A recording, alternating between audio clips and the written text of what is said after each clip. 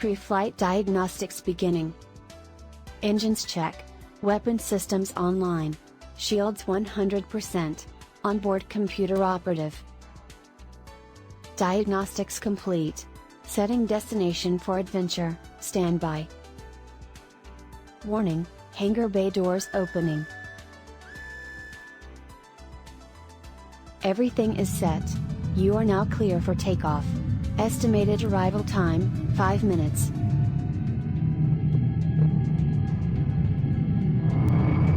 And we are off. We'll make the jump once we've established connection with the rest of the fleet. Connection established. See you all at the Star Park.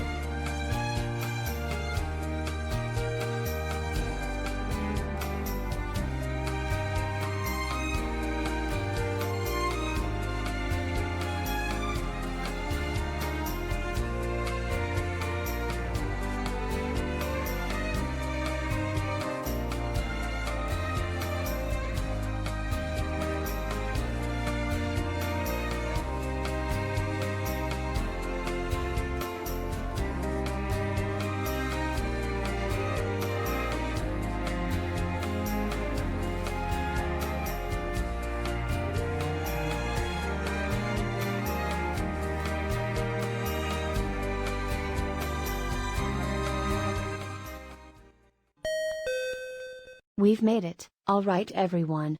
Let's get this party started.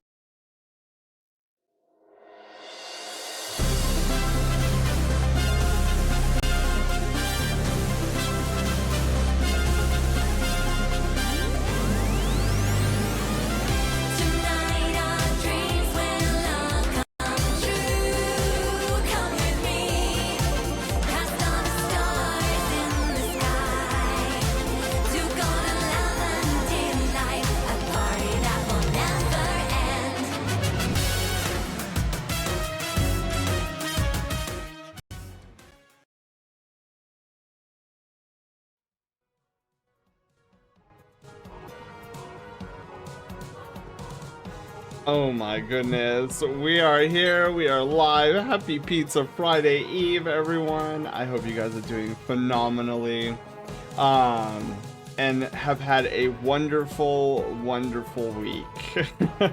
I know my week is actually going pretty well, though the past 2 days have been crazy busy, like crazy busy. So tomorrow should finally like slow down and give me a chance to breathe, but it was busy kind of in all the good ways, but it's been a lot. So if I seem like I'm low energy Sen tonight, probably because I am low energy Sen tonight. You're getting cozy vibes Sen. I've been here for the whole for 7 whole streams, dude. Dark, let's go. Well, I'm glad you are enjoying yourself here at the Star Park. We are always happy to have you here. But yeah, so I guess some housekeeping. We'll start off with some IRL news. Excuse me. So yesterday I had a doctor's appointment. And I was freaking out because this was supposed to be a follow-up of a bunch of like blood work testing that I've gone through over the past month, and so we were it was scheduled to be like a holistic, like this is what we found and stuff like this. So I was like freaking out, thinking like, please let them not find anything. Good news is they didn't really find anything, so I have a good clean bill of health. There are some concerns I had that were debunked based on the testing that I did, so like everything came out negative, and so I'm really kind of pleased by that. But as you can imagine, this is one of the reasons why I've been kind of stressed this week, is because I knew we were gonna sit down. You know, all the blood work, all the testing I've been doing, we sat down, talked about every single test that I did, and I was like, yeah, dude, this is scary because I don't know, like I just don't know anything. This is the first time I've had like a really comprehensive, like what's going on inside of the Sen kind of a test. So yeah, everything's looking pretty solid, and I'm really happy for that. And then today, so as some of you guys might remember from, I believe it was last week's Art and Chill, I was talking to you guys about how I finally found a really good therapist, and I've been talking with her. And we've been having these great one-on-ones. Well, my next appointment was this morning. So like when I said it was a busy day, it was a busy day. I literally get up, I had to like clean up really quickly because it was early morning. It was an early morning appointment. I go there, we have a great conversation. She gave me some perspective, clarity that I never thought to think of certain situations in that kind of a manner.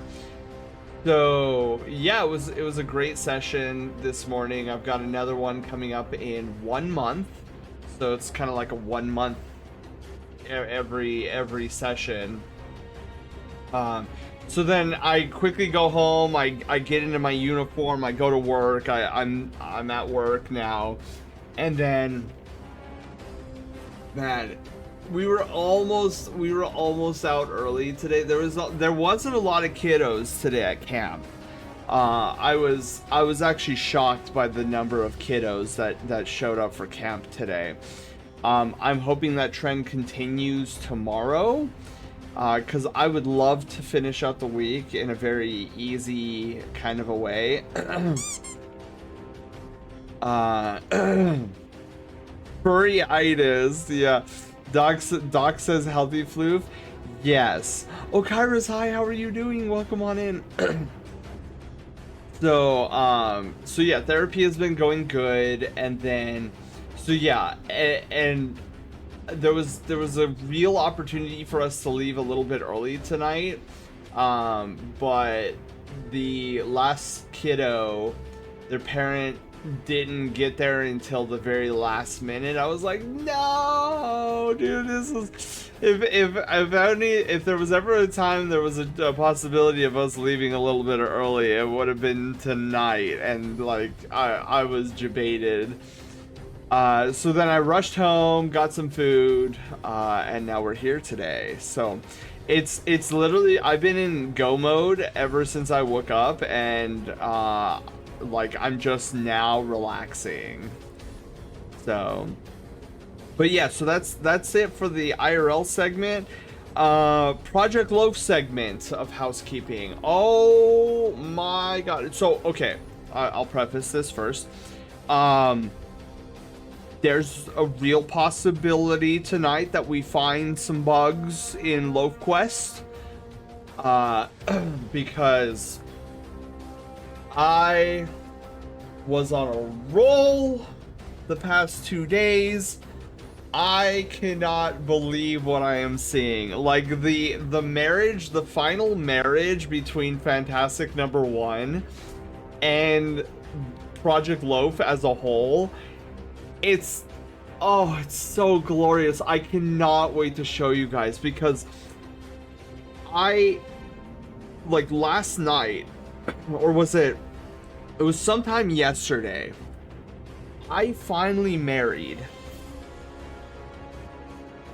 a function that has been on this channel for quite some time. I married a function, and the specific function you can find anytime we do a rank up ceremony. So I married a function that we've been using here on the channel for a long time with Fantastic Number 1, and I was just like, oh my god, dude, the brigade is gonna go crazy when they see this. I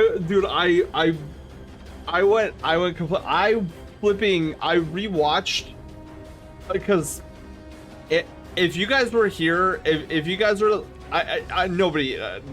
nobody's gonna be here when I'm not streaming, but like, if anybody stopped by yesterday and saw chat, dude, chat, there was just a crap ton of things in chat. I was up and down. There was so many things happening in chat, and I was like, oh my god, it's all working. This is crazy. Tenor, hi.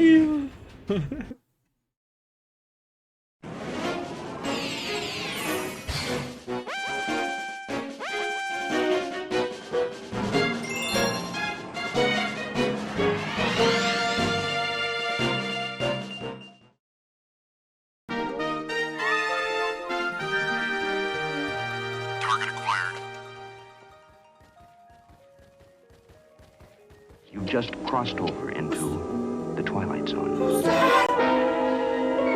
Did you guys see that?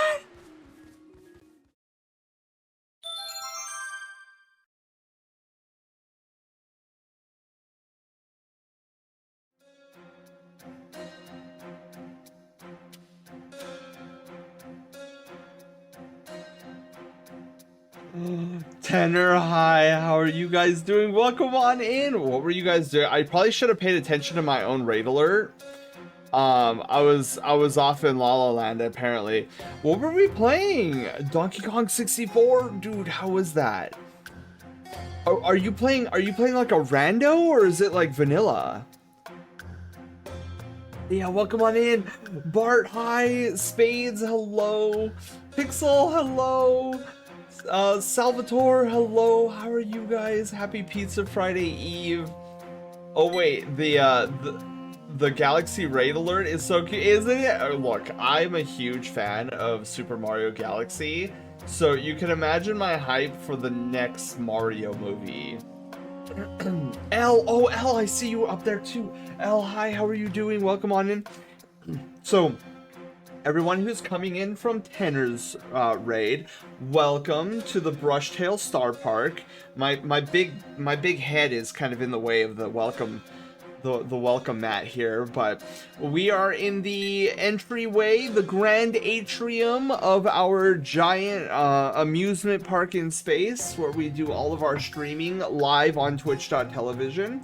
You guys have entered in the beginning of our stream. Any Brushtail Brigadier will tell you that we usually start stream off with a segment I call housekeeping, where we kind of just touch base, we chill, we vibe, we see what we're doing for the like how we're doing during the week. We're just telling them about how my day went today and all that good jazz. We're actually, so there's like a vibe check moment, like segment of housekeeping, and then there's a kind of like a what is Sen working on segment, and that segment is being flooded right now with something I'm calling Project Loaf. It's like the biggest project I'm doing for the channel. It's going to be my magnum opus. When I finally release it on the channel, you guys are gonna freak out because you know, you will not see anything like it on Twitch when I release it. And then we usually end the housekeeping segment with two tiny segments, a patch notes segment where we go over changes and bug fixes that we've done to the stream, and then we just wrap it up with a what I call a rank up ceremony. If there's anybody in chat that needs a rank up, we will rank them up in this cute little ceremony thing. Chip, hello, how are you doing? Touches the base. All your base are belong to us. Mostly vanilla. Holy moly, with the 5 gifted subs, crazy. I'm good. Trying out the tag anywhere mod. Ooh, I'm not familiar with that mod, Tenor. Oh, and Tenor, I have a tendency to yap with any raider who comes in. I apologize. I need to get in that better habit of being like, hey, Tenor, if you need any post-stream care, like absolutely go get some post-stream care. If you're gonna be hanging out with us tonight, I absolutely welcome you to the Star Park. We'll be getting into art shortly tonight. We've got 2 sketches we're gonna be working on. A Kato, which we're gonna be finishing up from last week. And then we're gonna get started on a 30-minute Persona sketch for our very own Blue the Lucari arc. So that's on the menu tonight for our Art and Chill. Usually Art and Chill vibes is 1 part art, 1 part me yapping with you guys in random conversations and me getting distracted and realizing I'm not doing art. Then Golly, oh my god, hi. Panda, thank you so much again for the 5 gifted tier 1 subs. I almost said 5 gifted tier 5 subs, but that's not a thing. Oh, but anyways, okay, you guys, back to Project Loaf. So I married.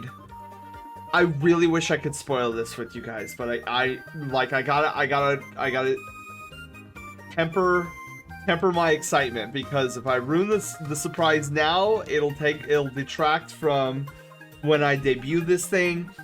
Yeah, so I married a function we use for a rank up ceremony with Fantastic number 5, or sorry, not Fantastic number 5. I haven't started working on Fantastic number 5. Fantastic number 1. So I married the two, and I was playing the sequence over and over and over again. I just could not believe how smoothly the fusion of the two things came together into one unified epicness. Now, Fantastic number 1 isn't fully integrated into the Project Loaf event yet. I still need... There's a little something I need for the beginning of Fantastic number 1. And there's a few sound effects that I have not yet acquired. So those are the final two things I need to do in order to make Fantastic number 1. What do they say in the game industry? Gone gold. So in order to get Fantastic number 1 to have gone gold, I need those last two pieces, and then it's basically ready to fire.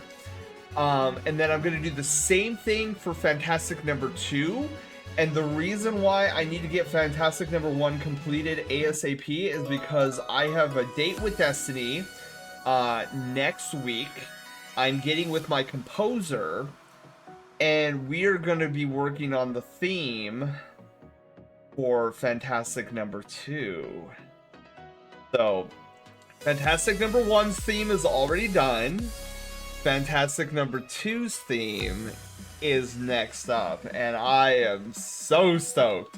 But see, I need Fantastic number 2 to be in a somewhat functional state so that I can show my composer, so he can kind of like get a sense of like, oh, these are the vibes Sen's going with. Okay, all right, I see. Cool. So that's what I. Oh my God, you guys are at the boss already. Holy shnikes. What, your composer? You have someone writing on the music? Yeah. Well, Okairos, I have somebody. Well, hang on. You know what? We're fighting the boss, and while I'm chatting here, I should take you guys to the. Let's go to the battle screen. So you guys can fight the boss while I'm yapping here. So not all. So Okairos, I don't have the composer working on every track of the game, but I am having him work on all of the Fantastic Five. So he's gonna do themes and music for Fantastic number 1, number 2, number 3, number 4, and number 5. That's my goal anyways. But what absolutely needs to happen is Fantastic number 1, Fantastic number 2, Fantastic number 3 definitely need their own tracks. Fantastic number 4 and 5, I'm flexible with. We'll see.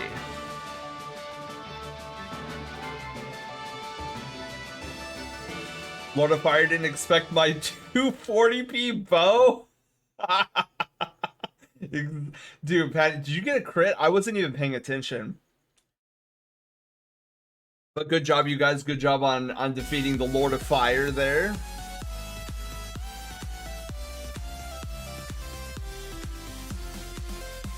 Yeah, so for Project Loaf, I actually have, so on my team right now, I have a composer, I have a map designer, I have 2 VR actors that I'm gonna be working with, and I make them sound so official, but we all know these people. I've got 2 voice actors in the wing. I need well, actually, no, you know what? It wouldn't be 2 voice actors because it would just be 1 voice actor. So I want to get 1 voice actor. The voice actor I'm going to be getting, he said he would do it, but that was like a year ago. So I need to touch base with him soon, because he and I need to get together because I need his voice for something for Fantastic number 3. So so I need to reach out to the voice actor I want. Who else? Well, I was gonna mention something else, but that would have been a huge spoiler. But I have a designer for something that I can't talk about because it'd be spoilerish. Can't have that. Who else do I have? For version 1.0 of Project Loaf, I don't think I'm gonna be able to snag her, but for version, I don't know, whatever the next version of Project Loaf is gonna be, I wanna, some of you guys know Serena, aka Sky Blue Arts. She's a phenomenal animator. I want to snag her for a future update of Project Loaf, and have her lend her animation talent to the project. So I should send you my VA demo. Ooh. Well, Dark, if I have need for future voice actors, I'll know where to go. For sure. But yeah, so Project Loaf is definitely going to be an extensive thing. And honestly, I've talked about it before, but the inspiration for all of this is 100% you guys. I want to do something magical with you guys every December, simply because, and I apologize, veterans of the brigade. I know you've heard this story a bajillion times. I'll try to like condense it down. But a few years ago, many of you guys were mentioning how you guys don't really do anything for the month of December, and a lot of times the month of December feels like a slog to you guys because you have to unfortunately interact with family members you don't want to even see. And so it's more of a dread than anything else. And I come from a background that is opposite of that. My grandfather made December so magical for me growing up. He turned everything into a game and everything into something magical, and that's kind of where I get it from, is my grandfather. Like, he was an amazing man. And so when I found out that a lot of you guys don't share the same magic I do for December, because December was his favorite month, like my grandfather's favorite month. End of the year, December, he had all these little fun game-like traditions that he would play with us and whatnot. So I was like, oh, you guys don't feel magic, a lot of magic around December? That ain't gonna fly with me. I am your commander here at the Brushtail Brigade. I am going to take my talents and I'm going to play excuse me. I'm gonna do something for you guys for the month of December, and we are going to have a blast, and it's going to be magical, and we're all going to love it, and you guys are going to look forward to it every year. And so that is my inspiration for doing this. Like, it will be a sheer love letter from me to you guys. But how sweet. Deep Thought, hi, how are you doing? Jade with the raid as well. Oh my goodness. I did radio for 12 years. Ooh.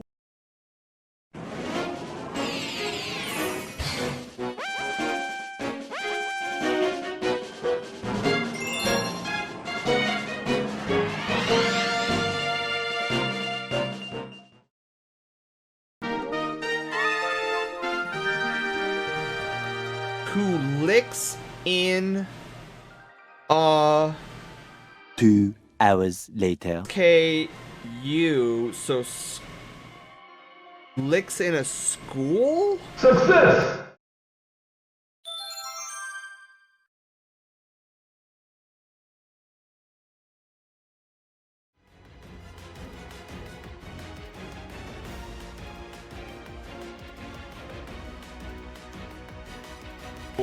Oh my goodness. That is one of my favorite clips of all time. Who licks in a school?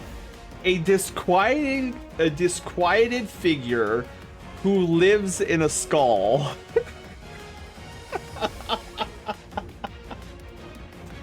Dude, when I said that live on stream, half of you guys went into a laughing fit. I was like, what?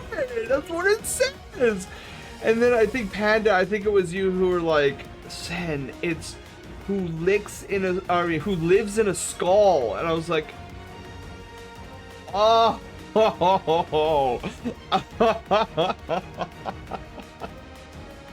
Mitsu, hi, how are you doing? Whoa, you went through learning the language in 2 days? I did. Dude, Mizu, I was so determined to learn that language. We spent, God, I don't know how many hours. I have never translated a language before in my life. I didn't even know where to start. Gee, hi, how are you doing? Welcome on in, Jade. Thank you again for the raid. Hello, hello. How was Final Fantasy VI? Are you playing that vanilla, Jade, or is it some sort of randomizer? But yeah, dude, Mitsu, it was a great time, dude. I made so many blunders with, I mean, that you just saw right there. Did a deep dive in the lore of that game. Oh, see, I have a conspiracy theory that there's at least one more secret in that game that the community hasn't solved yet. I have very little basis on that. It's just a feeling I have. Toru, hi, how are you doing? Went way farther than I ever did. It was some crazy randomness. Oh, dude, that's awesome. Toru, thank you so much for the 400 biddies. Welcome on in. All right, so I think that's it. That's all I have to talk about in terms of Project Loaf. As far as patch notes go, I just have a little bit of patch notes. So I found some redundant code inside of the Loaf Quest engine, and basically I got rid of it. So it was like 30 lines of redundant code that has been playing every time we play Loaf Quest, and it didn't need to be there, and so I removed it, and it's still working. At least that's what it looks like so far. So there's no crashing. So that's pretty much all I have in terms of patch notes for the evening. And so I would say let's get to the next segment, which is see if there's any rank ups, because Toru, I think, if I'm not mistaken, you're in need of a rank up, if I'm not mistaken. So let me just double check that. Tungsten, hi, how are you doing? I took screenshots of everything at the start because I was desperate to get enough data to decide the Trunic script. For me, it was a sign. There was like a sign next to my house in the beginning of the game, and I was like, I've got to know what that says.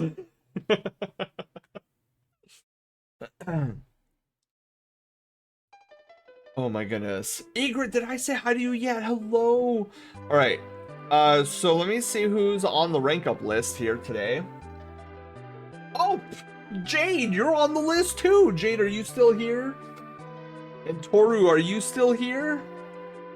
I see both of your guys' name on the list. If you guys aren't here anymore, that's totally fine. We'll eventually get you guys. Thursday's going okay. A little tired. Oh, dude, Tungsten, I am right there with you. I'm running on auxiliary power right now. You're here. Okay, you're both here. Okay. So Jade, you're on the list. You've been on the list longer. So Jade, let me rank you up first. So let's get that started. So anybody here who's brand new to the Brushtail Brigade, there is a fun little ceremony that you're about to witness, and we are gonna start with Jade I Demoness. All right, Jade, let's all take a field trip to the overworld, specifically a place we call the Mystic Cove. from that clip, because even after deciding the script early, I was still doing the same thing, trying to read it without checking my notes. Yes. Yes, dude, I was like, dude, I gotta stick with the notes, stick with the script. All right, Jade, we are here. We are going to celebrate your rank up here. If I'm not mistaken, Jade, you've been through a rank up ceremony before. Ready to lick the crystal? Yes. Yes. Okay.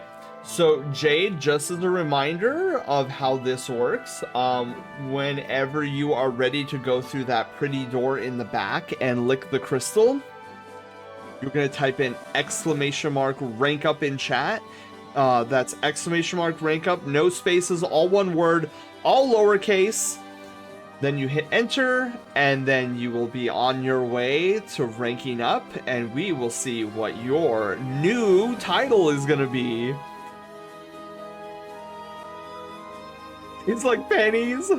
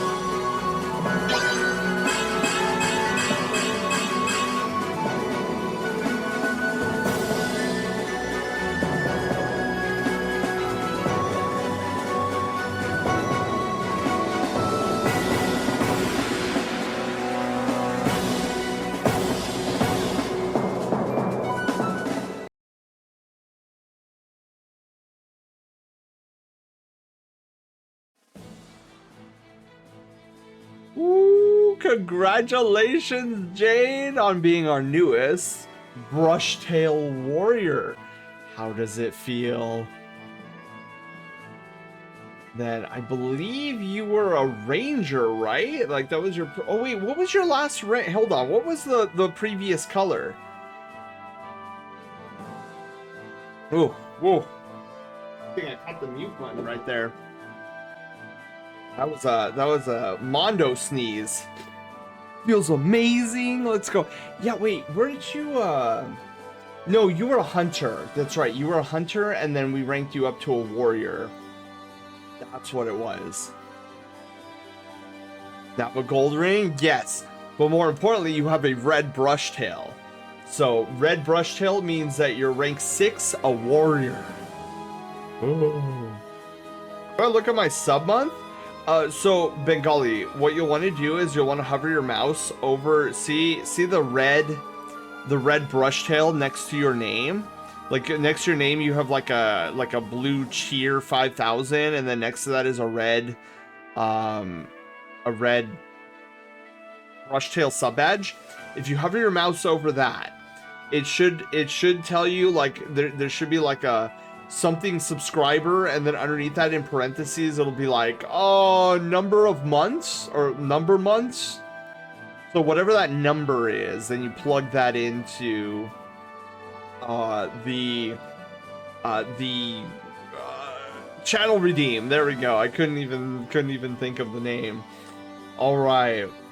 So with that being said, Toru, are you still around for your rank up? Because Toru's the next one that we wanna get on this podium. Toru, all right, Toru, you're up next. Let's get so Jade. Thank you so much for all the support, and I hope you enjoy being our newest Brushtail Warrior. So next on the stage will be Toru. Toru, let's get you up here. Yeah. Just rose, arise, champions, arise. Oh my goodness. All right, Toru. Or I don't remember what your last rank was. So I guess we'll find out here when we set you on your way to the center of the Mystic Cove. So Toru, I think it's been a while as well for you. So as a little refresher, all you have to do is type an exclamation mark rank up in chat. It's all one word, all lowercase. You will head through that shiny door and meet the heart of the forest, the heart of the Mystic Cove, where you will be promoted to your next title. Which I'm really curious on what title you're gonna get tonight, because it's been a while. Why not both? Wait, what happened? Oh, here we go. Let's go, Toru.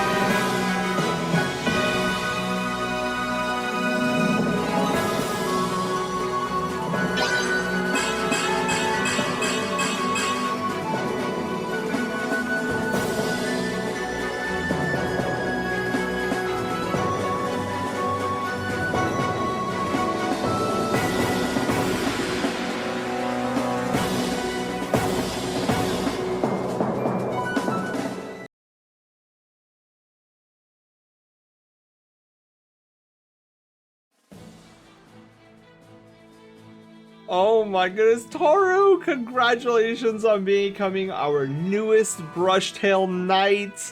How does it feel? You even got a brand new title tonight. You went from adept to a full-fledged knight. Pillow! Pillow, hello, how are you doing? Oh my goodness, Pillow, you came in right as we were ranking up and celebrating our community.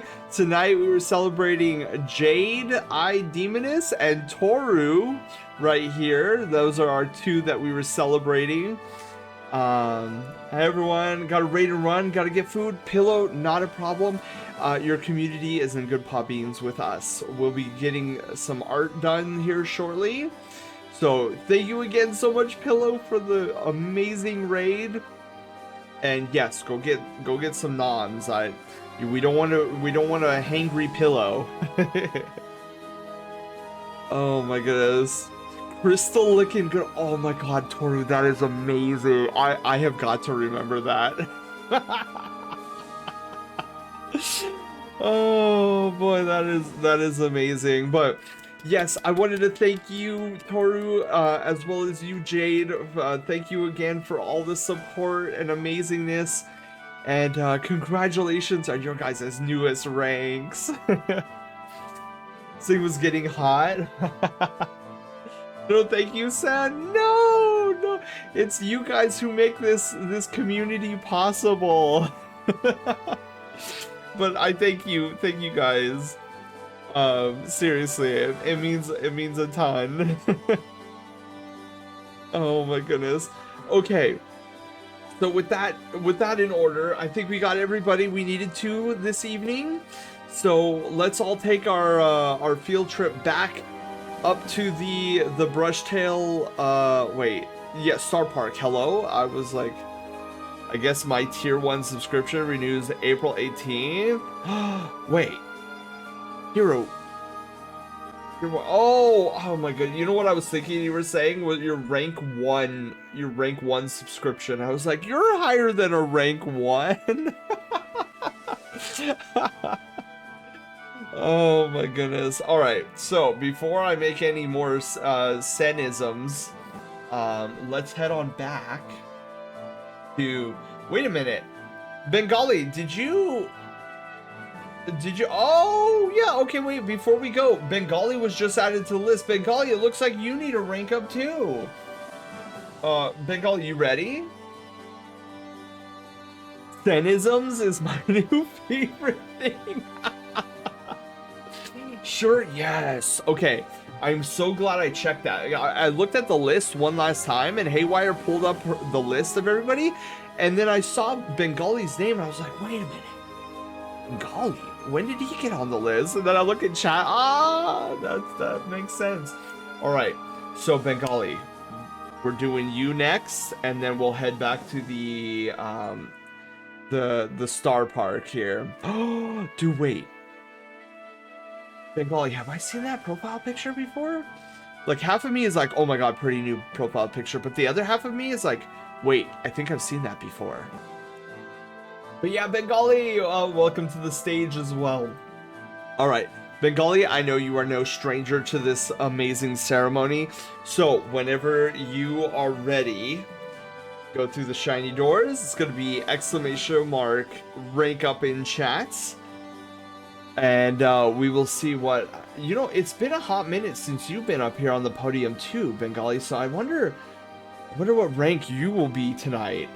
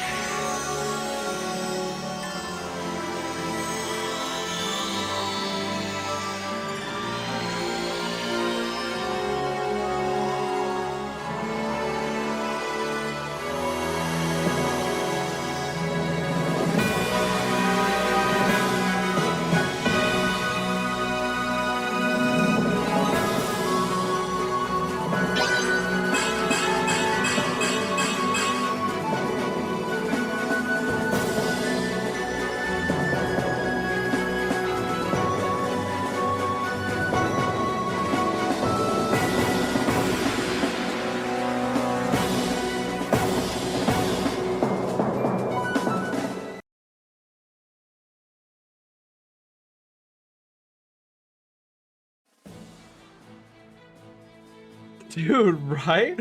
Oh my god. Dark, I was thinking the same thing. Bengali, wait, hold on. Bengali, I'm like really confused because according to that animation and according to Haywire's logs just now, that was your first rank up? Have we never ranked you up before? I'm like so confused. Bengali literally went from rank 1, which is adventurer, to what is a rank 6. You jumped up 6 ranks.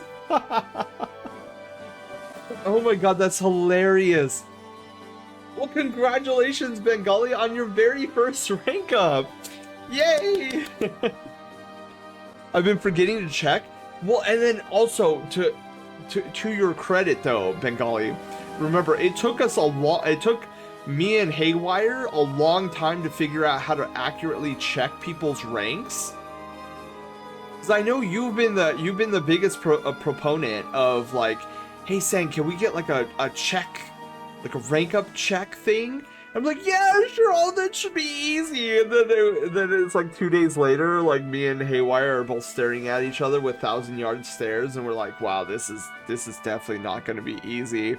And it literally, guys, for those that don't know this story arc, what I thought was going to be like a 1-day easy, like, oh, this is so easy, took to be like a 6-month-long endeavor of trial and error for us to actually get a working rank up check, because it was every iteration I was going through was breaking the entire rank up ceremony.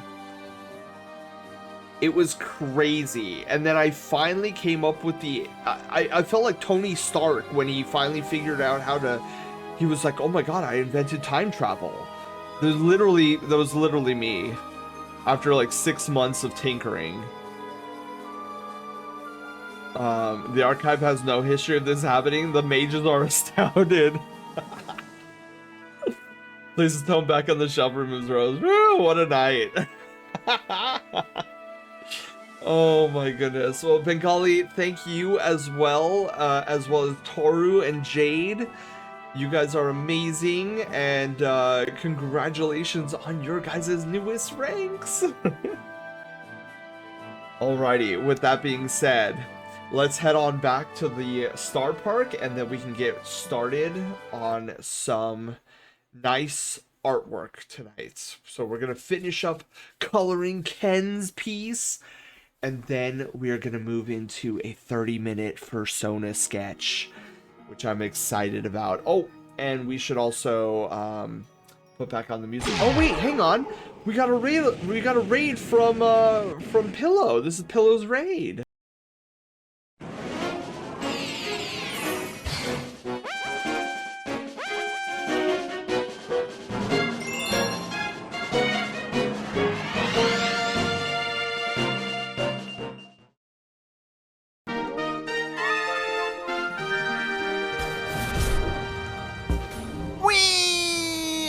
Oh my god, that was a field goal!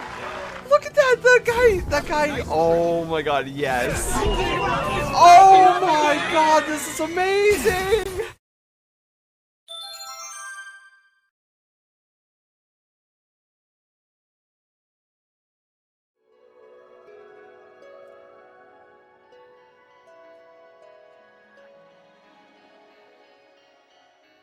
Goodness, that's another clip that I absolutely adore. Alright, so with all of our housekeeping segments in the bag, let's head on over to main stage and get this party started. Oh, Taylor, hi, how are you doing? Welcome on in. Oh my goodness. Alright, so we're here. We are going to get started with amazingness. Say goodbye to the pod beans for now. They will be hidden underneath my giant graphics tablets. So they will not be expressive at the moment. Look at the cute bean, right? It's uber cute.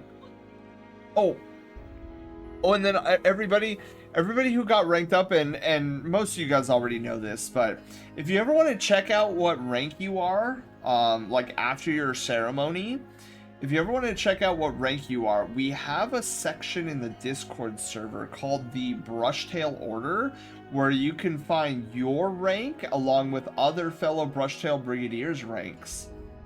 And they're amazing little pictures. Okay, so let's see the send art queue. All right, so I have the ref sheets of Ken's Kato. So these are the colors we're gonna work off of, and then this is what we got here. I really like how this depiction. There we go. That was odd. Half my screen is missing. That doesn't sound good. Ken! Yes. I don't know if Ken is here tonight, but we are going to continue working on his piece. The goal is to get it done tonight, and then work on Blue the Lucariarch's 30-minute persona sketch. So we'll see. I should be able to... Oops, that is not my pencil. My pen. There we go.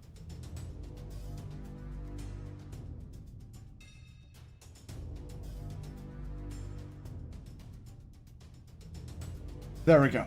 So that's for the color. And I think we got pretty much everything here. So we're just gonna do this. We're gonna do this. We've got that belly fur going on. And yeah, I think this is good to go. I think we can start getting color. So what makes up a street sketch is that we do kind of a loosey-goosey stylized spray paint color that kind of emulates basically a spray can of paint, and that is why I call it a street sketch. So just like with the line art or the sketch art that we do, it's you'll see. So see how it's like a kind of like a paintbrush kind of a vibe, and so it's very stylized, very loosey-goosey. If it goes out of the lines, that's just part. So think of it almost like what the inspiration was kind of like a graffiti art, like with the cool spray painty and how loosey-goosey all of that is. that's the heart and soul of what a street sketch is. As opposed to just like a regular pencil sketch. So if we give away a pencil sketch, that's basically what you see here. It's just a simple pencil sketch, and then I hand it over to you and all that good stuff. But a street sketch, we add like the stylized spray paint, spray can color in the colors of your Sona. It's just really simple, really loosey-goosey. If you guys wonder why I say loosey-goosey all the time, is because my absolute favorite instructor... Oh, I'll go into story time in just a second. Sky!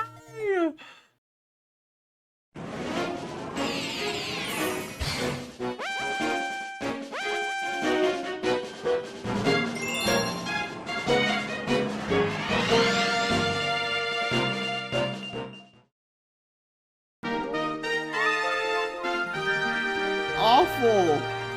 Like, I haven't completely gagged on one yet. But boy, it gives me chills. 'Cause like, it's so massive.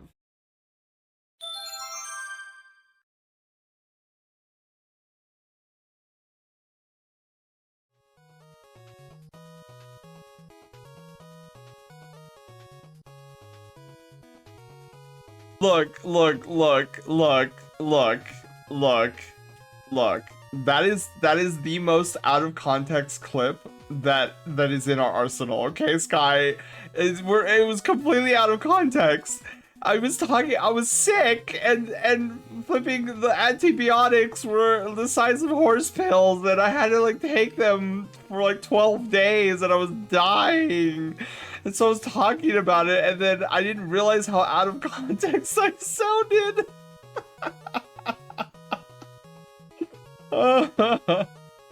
Oh, but Sky, everybody from Sky's Raid, welcome on in. Hello. That's oh, Red, is that the first time you're seeing our raid alert? Oh, isn't it so cool? I went over the top. I'm a huge fan of Super Mario Galaxy, and so when I was thinking about how to do a raid alert, I was like, there's only one thing that comes to mind: the prankster comments from Super Mario Galaxy. Jethro, hi, how are you doing? Welcome on in. But yeah, welcome everybody to the Brushtail Brigade. This is where all of our silly adventures happen. We the channel, in case you guys don't know, we can check this out really quickly. So we're in a place that I call the Star Park, the Brushtail Star Park. And it is basically an amusement park in space. And I want to show you the entryway, because the entryway is super cool. Welcome to the entryway of our beloved Star Park. If my big head wasn't in the way, you guys could see our welcome. Oh, there we go. I just have to tilt my head like this. You can see our little welcome. Welcome to the Brushtail Star Park. We have all sorts of adventures here on the channel. I basically set up this channel like a giant video game. With loading screens. I mean, you can see Loaf here with our loading screen back to main stage. Some of you guys might ask, well, Sen, why is this considered main stage? Well, if we have Loaf move the camera back a little bit, I can show you what main stage actually looks like. So here's main stage. So I'm up there, I'm on the big screen. You guys are all comfy down here in these, well, they're luxury folding chairs. Don't let the silhouette fool you. They are very comfy. So yeah, that's a little bit about this channel, and we are doing art tonight. That was amazing. Oh, thank you, Jethro. Thank you. Yeah, that's just one of many like crazy things that you can find here on the channel. The next one I can show you right now because it's happening literally as we speak. So I designed a small little fun chat JRPG game, and it's down there at the bottom of the screen, but I can actually like increase it to full screen, provided we didn't kill that enemy just right then and there.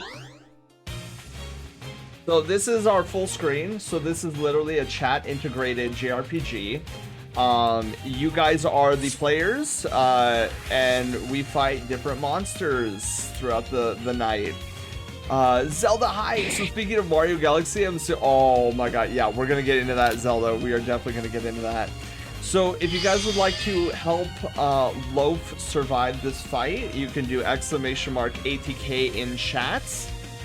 And you will get your little profile picture up on the screen and fighting this little monster guy. Well, actually, this is a giant monster guy.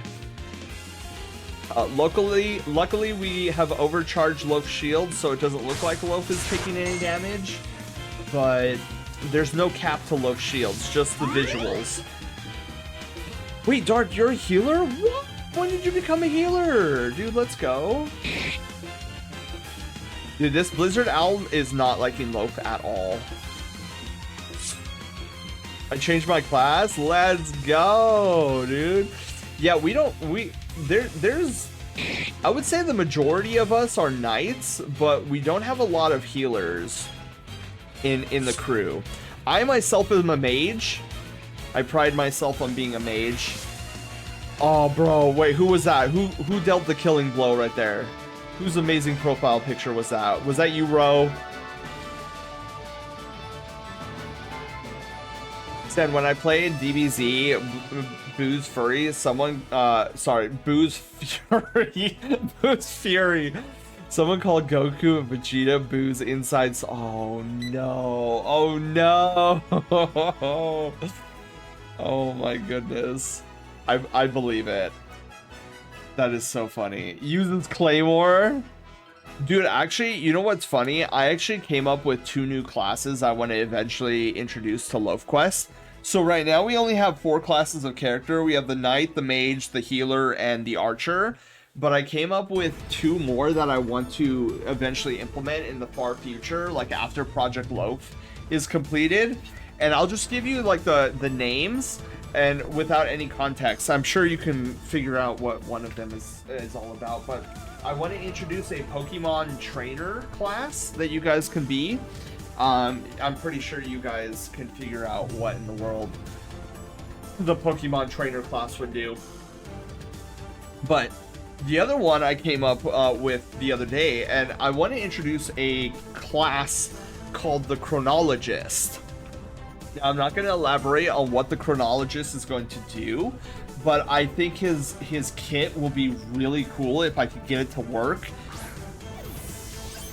So those are kind of like future ideas of what I want to add to Loaf Quest down there, the JRPG game. Oh my goodness. Sky, if you need to do any post-stream care, absolutely get some post-stream care in. Like, I know usually when I'm raiding out to somebody, I'm like half asleep, so it matches my name. Yeah, the Chronologist, because I was thinking about it, and the Chronologist is going to be a niche, kind of a niche class. I already know what the Chronologist Super is going to be, which is going to be the main aspect of the Chronologist kit. But I haven't figured out what I want the normal attack to be, the Chronologist. But as I was tinkering around with Fantastic Number 1 in Project Loaf, I realized that there's a serious how do I want to put this without giving too much away? There's a role, a critical role to be filled, boss fights, that is not being utilized right now, that a Chronologist would be able to satisfy. Oh, Volt! What are you doing? Welcome on in. I'm gonna head to bed myself. Red, thank you so much for hanging out with us. Thank you for coming in with the raid. I hope you had a little bit of fun here while you were hanging out with us at the Brushtail Brigade. But yes, Red, you get a wonderful night's sleep. And I shall catch you guys later. Bro, thank you for resubscribing with Tier 1 for 25 heckin' months. That's crazy. Red, thank you for joining to the Brushtail Brigade. Thank you for the follow, and congratulations. You're our newest Brushtail adventurer. Welcome aboard. Who are we drawing tonight? So, Zelda, great question. We are finishing up Ken, the Nekomata's Sona tonight, and then we're going to do a 30-minute Fursona sketch after that. So it's going to be a double feature all the way across the sky. What does it mean? But yeah, that's the goal tonight. So we're doing a street sketch. So we're gonna be coloring this guy in here. Let's get zoomed in here. We got a pink nose, which I think is absolutely adorable. We're gonna do white on top. Oh wait, hold on. We got white here. I think it's the same white. Like, I think it's just like solid white. So we're just gonna go in and do this. Oh, we should probably do this for the eyes too. Just go full ham here. Okay. So once we're done with this ad break, I'll go into what I saw this morning on my Twitter feed. I want to wait until we're all here. Before I get into that amazing tale. Because, boy, the hype levels for me are off the charts. Oops, wrong color. We need the white color. There we go.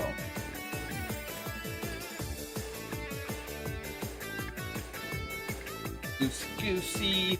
Oh yeah, I never finished my thought on that. So the reason I use the term loosey-goosey so frequently is that I had one of my favorite art instructors ever.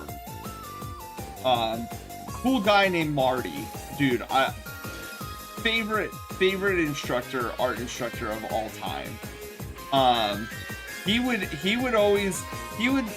say, you gotta be a little bit more loosey-goosey, because with my issue when I was learning how to draw was I was much too stiff. I was like, oh, you guys, I gotta keep in the line. Oh, I gotta keep in the line. Oh no, I'm not getting in the line. And then he's like, Sen, loosen it up. Be a little loosey-goosey with it. Like, just go. And the other famous phrase of his was, just attack the art. Just attack it. Like, stop being so concerned. Stop treating it like a firstborn child and just go for it. Attack the art. Like, go. Do it. I'm like, but sir, look at how messy. He's like, just trust the process. You'll be fine. Dude, I was so skittish to like complete any art, to the point where it's like I should have been done with a particular piece like 30 minutes prior, and I was still working on it. It's like, you gotta loosen up. Even to this day, though, I still feel I'm not as loosey-goosey as I should be, especially with posing. Oh my god, dude, my posing and expressions are so stiff. Like, I'll be working on a pose, right, or like an expression, right, and I'll be like, oh yeah, I'm doing a mouth, and I'm doing like. Yeah, look at that. Oh my god, look at this. Look, oh my goodness. And then like the little teepers are right here. And then this is like the smile. And then this is like the inner lip. And that's the tongue right there. I'm like, dude, look at this smile, dude. It's an amazing smile. Oh, best I've ever done. And then I realize I'm like, bro, I didn't like that. It's so stiff. Like I didn't push it far enough. And then like I'll see somebody else's expression and there's this like super crazy like this. And then I'll realize, oh my god, my smile is like mine was like a banana peel or like a little banana or something, and I'm thinking like this is the biggest smile I've ever made, and all the while I have other fellow artists doing like exaggerated smiles like that, which look 10 times better than mine. I'm like, oh god, I'm not being loosey-goosey and expressive enough. So yeah, I still struggle with that kind of stuff still.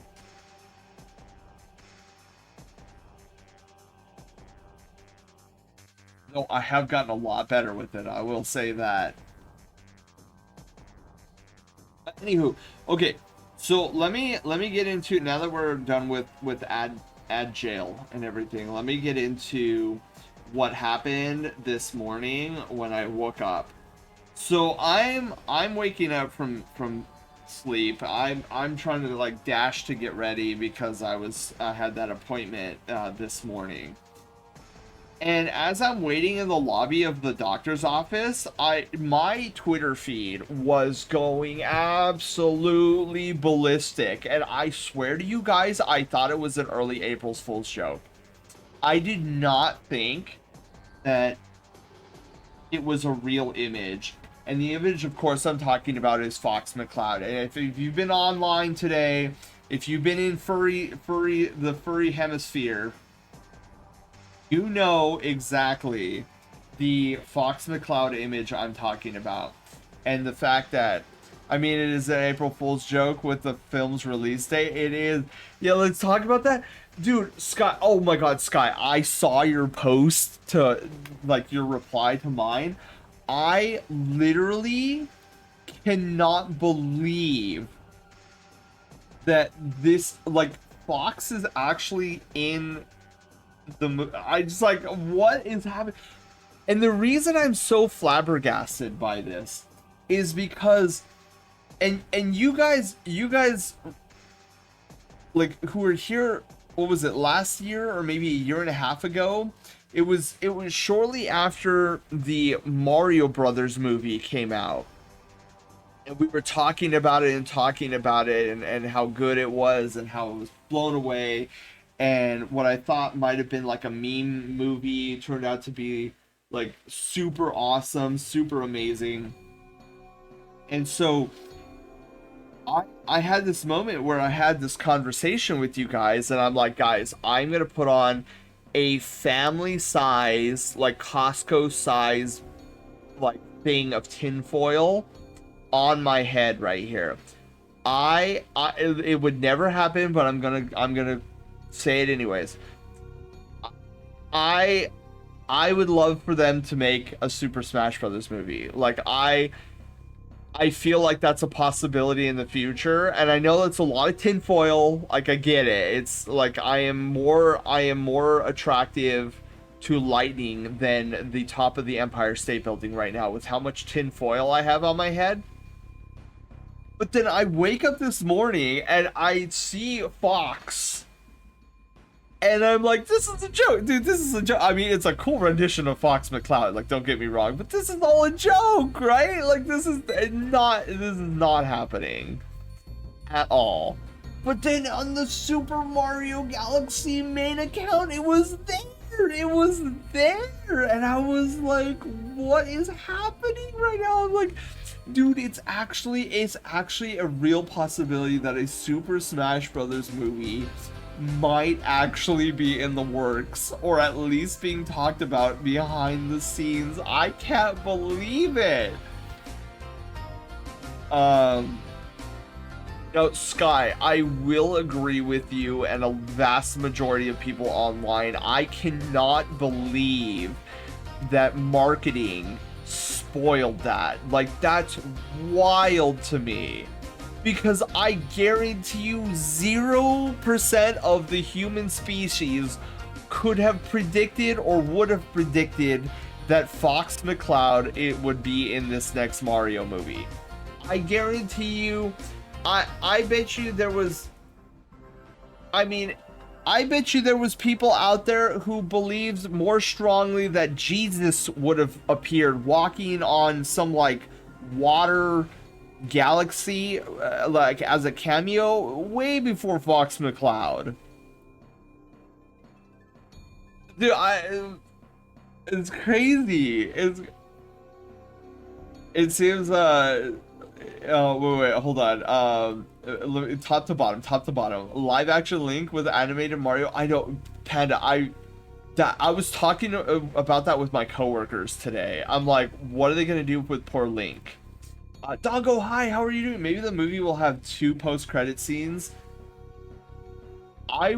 Dude, there's a meme going around right now where it's like, oh dude, the post-credit scene for Super Mario Galaxy is Fox coming to Mario saying, hey, I'm putting together a team. I'm like, yes. It seemed like a stretch when you mentioned it last week, but then it turns out you were manifesting it. Zelda, I cannot still to this day believe it.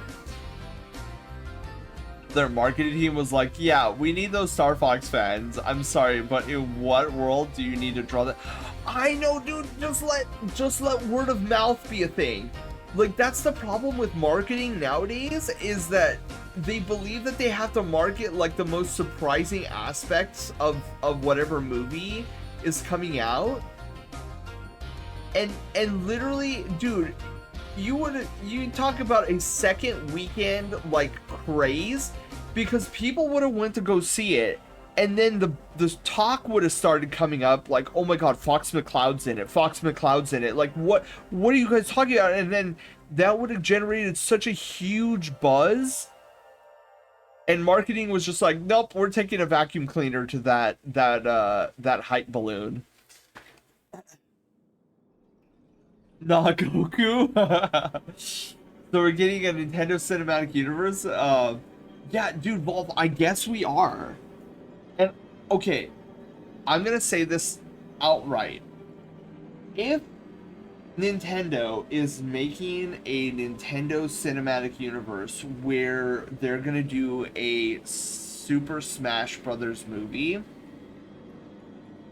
Nintendo, please, for the love of all of your hate towards emulation, please make the story follow the Subspace Emissary. It will print you money. I guarantee you it will print you money. Any Nintendo fan who has played the Subspace Emissary will tell you that the Subspace Emissary was the greatest Super Smash Bros. Campaign story to have ever come out. Do yourself a favor, Nintendo. That would be the most hype thing you can do with a Super Smash Brothers movie. And one of these days, you guys, I will play the Subspace Emissary with you guys.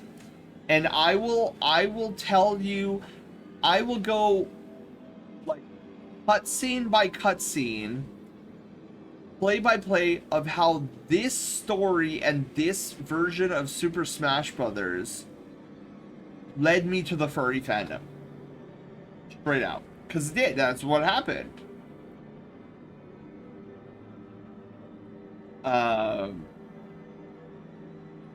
of like Subspace Emissary in Brawl for Super Smash Brothers. I would lose my mind. I would lose my mind. Live action Link would be so hype. Yeah, I see. If they do make a Super Smash Brothers movie, I don't know if they're gonna just like leave the live action Link, because we know a live action Legend of Zelda is coming. Like that's already confirmed. But it would be weird to like you have all these animated versions of the Nintendo IPs and then just like a random like Link in live action out of nowhere. I'd be booking a ticket to LA for a theater. At this point, I'd be more concerned that if they decide to add him to the Mario verse, they would somehow channel the Link from old animated TV show. No, they would have to. I'm screaming in Splatoon right now, oh, dude. I want to see it happen. Because all the enemies in Subspace Emissary were so unique and creative. And original, by the way. Like, a lot of them were original characters to the Subspace Emissary. I think this era's Nintendo is allergic to common sense decisions. Yeah. I think Nintendo has the film roster for Subspace Emissary film. It'd be a movie comprising of like 6 characters. True, but in the future they could make another Super Smash Bros. Movie. I just want to see Subspace. I think that was a solid story. Oh my goodness. But yeah, dude, crazy news today. Crazy news. Is this Spyro? This is Spyro, right? Oh, it's Sunny Villa, dude. I love Sunny Villa. Oh my god, wait. This song has my respect. I'm turning it up a little bit. Dude, I love this song.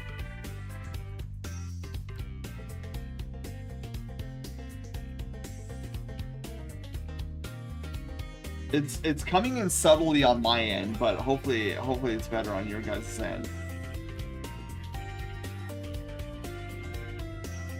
This is like the quintessential Spyro 3 music. I think it's Spyro 3, right? Sunny Villa? Oh no, wait, or is this no, I think this is Spyro 3.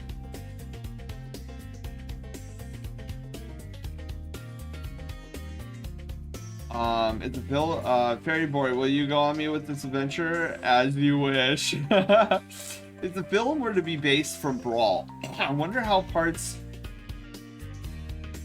decision making are gonna work. I did hear that there's a Bowser's Cauldron popcorn bucket for the Super Mario Galaxy movie, and it holds the world record for being the world's smallest commercial available popcorn bucket. What? Smash Bros. Movie, but it's like Roger Rabbit or Space Jam. Imagine we even see Samus in Mario Galaxy. I don't know if we're gonna see I mean,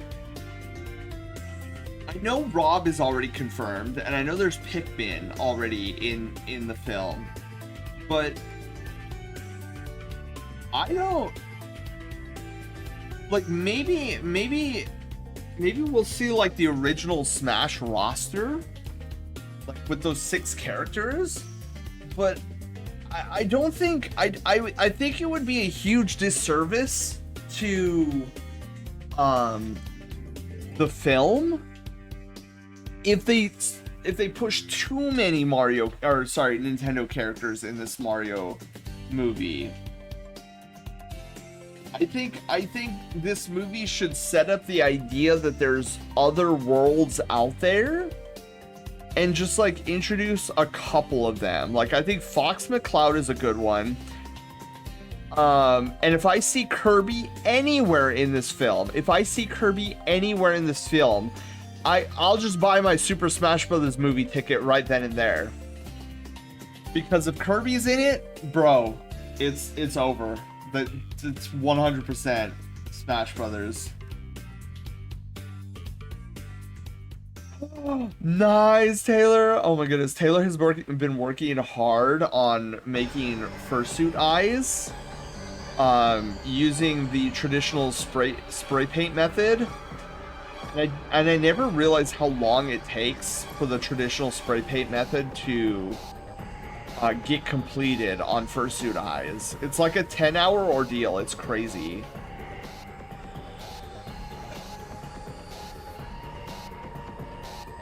Oh, you know what I forgot? Is the eye... Oh, wait, no, there's...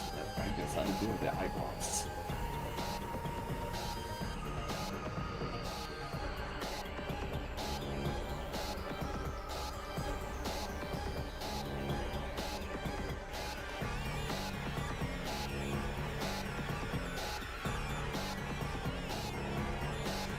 Yeah, so I was floored by all this news that came out today. God, I was already hyped for the Mario Galaxy movie, but I'm just 10 times more hyped that Fox McCloud is gonna be in it. It's like, what in the world? Oh, that is the incorrect layer here. Yeah, we need it like that.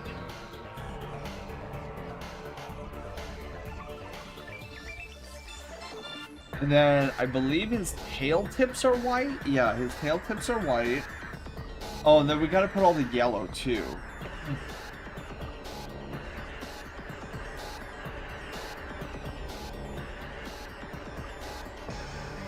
I'm trying to think of what other things I've been up to in my free time outside of Project Loaf. Well, I have been playing a lot of Warframe lately. Just brush paint, not stuff. I keep confused. See, this is why I'm not a fursuit maker, you guys. I keep mistaking the spray paint. I always think he's doing the spray paint, but it's traditional paint, the paintbrush that he does for the eyes. But yeah, I've been playing a lot of Warframe lately. I feel like I'm kind of like a Destiny 2 refugee right now. With the state of Destiny 2. I've been playing a lot of Warframe, and it's crazy because they just had an update in Warframe that had like a ton of quality of life features for clan housing. I'm like, oh man, what I wouldn't give to have some clan housing in Destiny 2. Oh, but you know what I was thinking recently? So I know I've been bashing Bungie lately for their handling and treatment of Destiny 2. But I was reading a couple of things lately, and it kind of makes me reevaluate what I think I know about like why Bungie is doing what they're doing to Destiny 2. And it was, what did I don't remember where oh, hang on, let me, now that the amazing song is over with the Spyro song, I can quiet down the playlist. But so one of the things I was I read something on the topic of like how Bungie for Destiny as the franchise, how their like team is structured, and how there's basically two teams working, like two separate internal Bungie teams working on Destiny 2. And they do this kind of like hopscotching thing. So like one team will do one expansion, another team will do another expansion, so on and so forth. And it got me thinking, like, that's probably been one of the biggest reasons why Destiny in the past 10 years has felt kind of disjointed, is because you have these two teams that are working on these expansions and not really communicating with each other. So like one team will do something cool but the other team is like doing something else, which is why there's not a cohesion. Oh my god, I've been squished. Jethro, thank you so much for the follow. Welcome to the Brushtail Brigade, and congratulations, you are our newest Brushtail adventurer. You're gonna go for the night, but it was nice vibing with you. Jethro, you have an amazing night. Thank you for coming in with the raid. I hope you enjoyed hanging out with us here at the Star Park. But yes, please go get some rest. You are an amazing being. Fellow artists. Oh yeah, your art is literally in your name. I didn't even catch that until just this moment. Slushy, hi. How are you doing?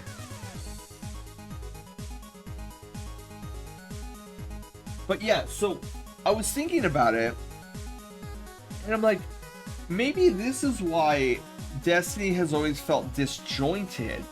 And maybe, and look, I am fully aware that I might just be drinking the Destiny Kool-Aid right now, but maybe the reason why they are so deathly silent is because they're currently restructuring their team and their workflow from the ground up to match more in line with like the Marathon team.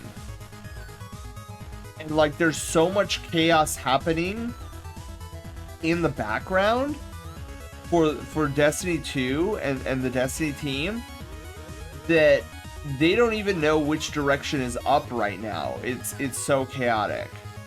Now again, I realize I might be huffing a lot of hopium right there, but I'm kind of hoping I'm right. I'm kind of hoping that that's what's happening in the background. But it's still, I'm still kind of scared for Destiny's future, because like this is probably the most silent I've ever seen Bungie with Destiny. And like, I literally don't know how to interpret it. Is that a good thing? Is it a bad thing? Is there like major good things happening in the background? I don't know. That being said, Panda, are you gonna do any of the Guardian games? Because I don't know, I haven't really been motivated to do any of the Guardian game stuff. I mean, some of the armor does look amazing, and I could use the Bright Dust, but part of me is like, what does Bright Dust matter if Destiny's gonna go away? Just thinking right now, outside of all the support being focused on Marathon, part of me imagines that Joe Ziegler is just better director than Tyson Green is. Dude, I have been begging for the Destiny team to get a Rebecca Ford leading their team. And it's so wild to me that Bungie finally got a Rebecca Ford in Joe Ziegler, but it's for Marathon.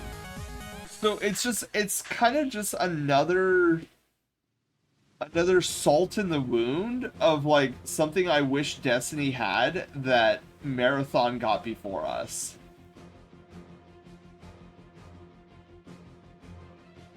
I also did like a mini crash out. Oh my god, you guys, I did a mini crash out the other day, and it was like super small. It was a super small crash out. I have a much bigger crash out that I might indulge in when Destiny is in a healthier state. Basically chastising Bungie about how, you know, you finally came home with the pack of cigarettes and the milk, and you believe that everything's just supposed to be hunky-dory now. Dude, I don't know if I'll crash out like that when things get better, but it's definitely something on my mind. But anyways, what I was saying, which I'm now blanking on. What was I just saying? Oh yeah, it just seems like Marathon is getting everything that I want Destiny to have, and it makes me so sad. I might log into Farm Bright Dust to buy the Hunter set, but that'll probably be it for me. I'm struggling even just to motivate myself to get Bright Dust, because dude, I've never been so low on Bright Dust before in Destiny. I'm down to maybe like 2,000 Bright Dust. I've never been that low. And you would think that Bungie adding all this new Bright Dust farming, that I would be like, dude, let's go. I can farm Bright Dust, but dude, I just don't know. It's funny how something as simple as community morale can affect whether or not you want to play a live service game. And that's kind of the situation. Fed up so vibes from Sen once D2 recovers. Yeah, and you know what's crazy is, since Warframe has actually been a lot of fun for me lately, it's kind of scary because I'm finding myself more and more apathetic towards Destiny. And just the fact that I'm looking at Destiny, and I'm greeted with the portal as like the first thing I see, and it's just like, hey, I'm just tired of it. I'm tired of all the bad RNG grind. I'm tired of like just the constant flip-flopping on, like, oh, we're gonna do this, oh no, we're gonna backpedal now, oh, we're gonna do this, oh, we're gonna backpedal now.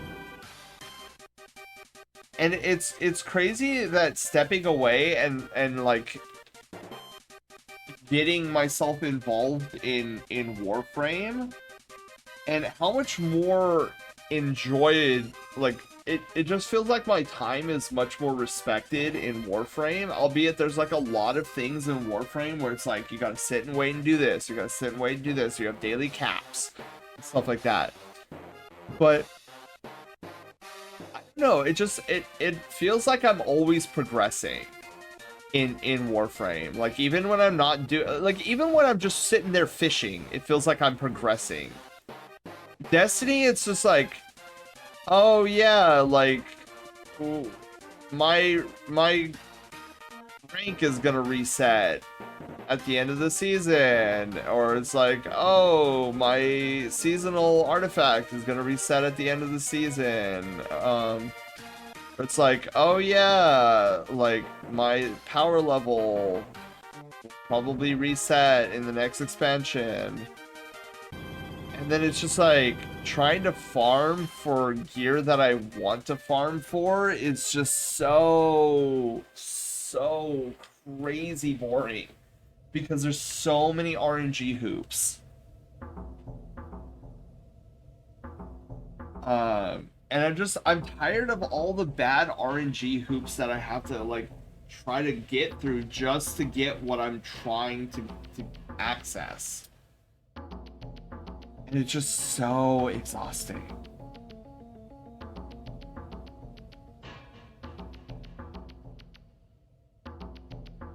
Whereas at least with Warframe, and I wrote an article to Bungie about this on their forums. Like, they need to have a new design philosophy when it comes to making things for Destiny content. And the design philosophy I told them that they should adopt, and this was before me getting back into Warframe, I said the design philosophy should be always be progressing. ABP.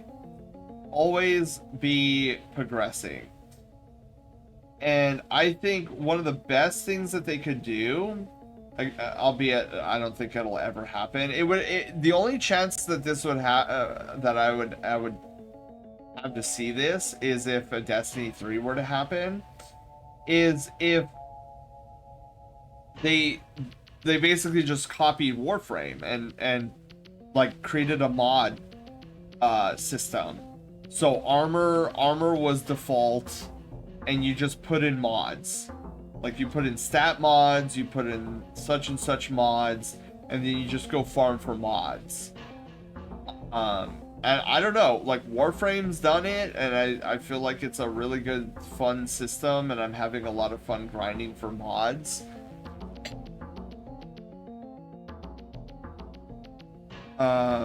If I decide to log on, I'm 100 playing the Blep portal on easy baby mode.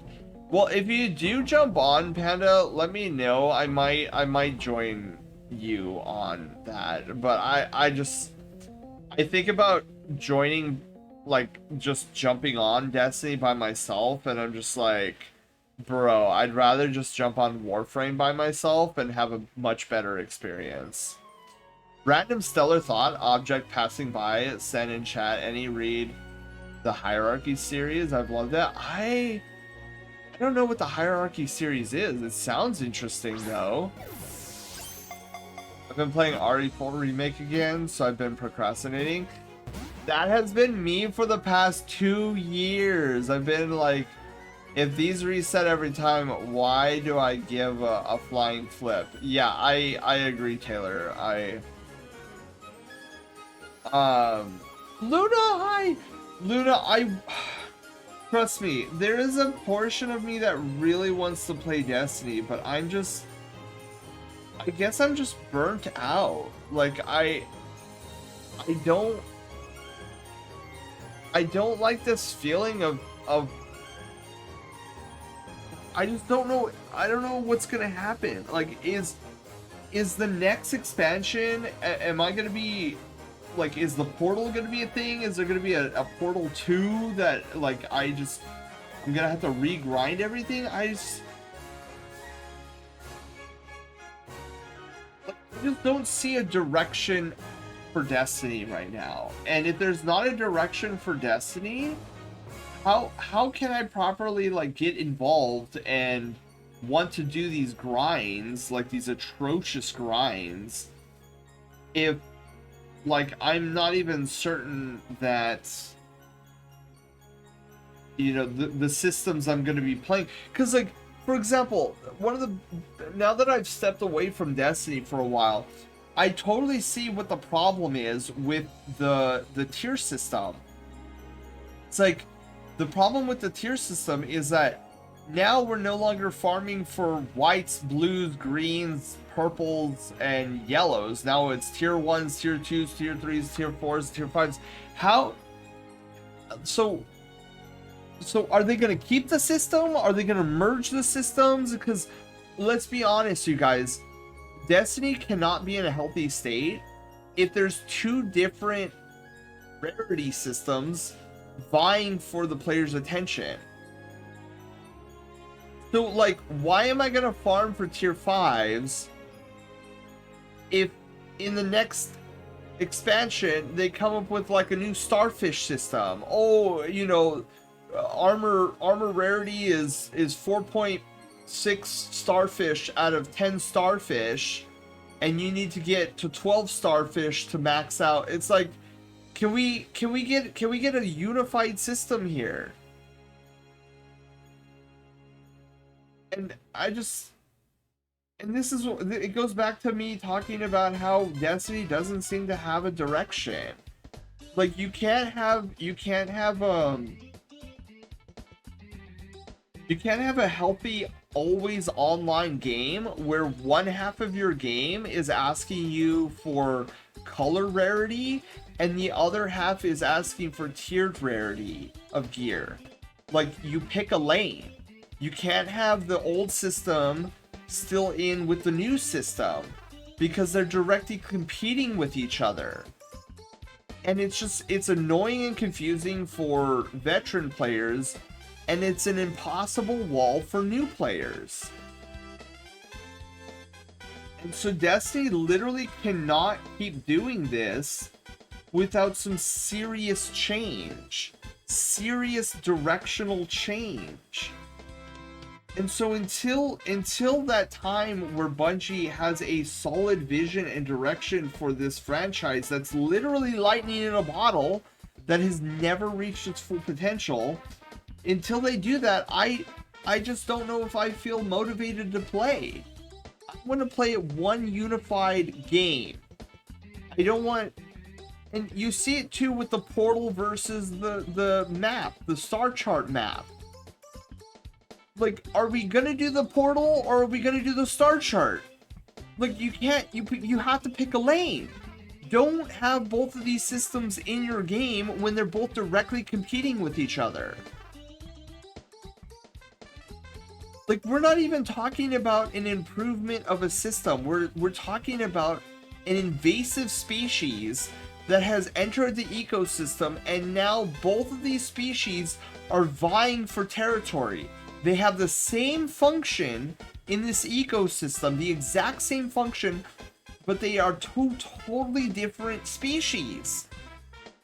And you can't have a thriving ecosystem when you have these two species that do the exact same function and expect the ecosystem to survive. You just can't.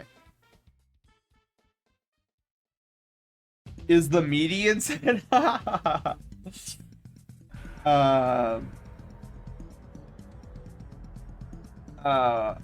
With all my colors, it was easier to understand. I still don't get the system at all. Yeah, Okaris, I think they should go back to the color rarities. Like, they should take everything that they learned about the tier system and implement it into the color system. Like, get rid of the tiers, go back to colors. And instead, we would revamp the colors to make them like tiers. So instead of having some like intern built weapon as white and then main dev team weapon as legendary, you would have, we'll take the Fatebringer for example. When you go into a raid, you can get a white Fatebringer. It would be just a basic weapon with basic perks on it. And then as you get like a green Fatebringer, a blue Fatebringer, and then the fabled purple Fatebringer, that's when you unlock more nodes on the weapon, where it's like, oh, you can enhance these perks now. You could, the purple one has an origin trait where the blue one didn't have an origin trait. So it would just be the same weapon with different color rarities. I mean, even, my god, man, like, even Marathon has the color rarity system still. You have Destiny Rising using the color rarity system. Destiny is literally the only Bungie originated IP that is using both a color system and a tier pip system. Like, pick one, Bungie, pick one. And if you ask me, I would say go back to the color system because your spin-off game uses the color system, and your new IP, Marathon, uses the color system. So don't confuse your player base, use the color system.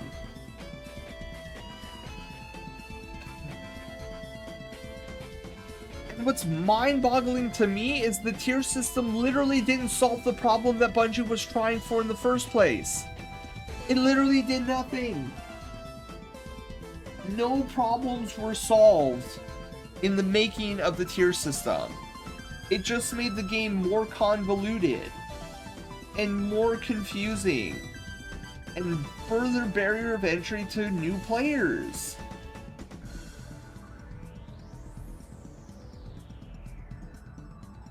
And so here's what I'm really hoping for.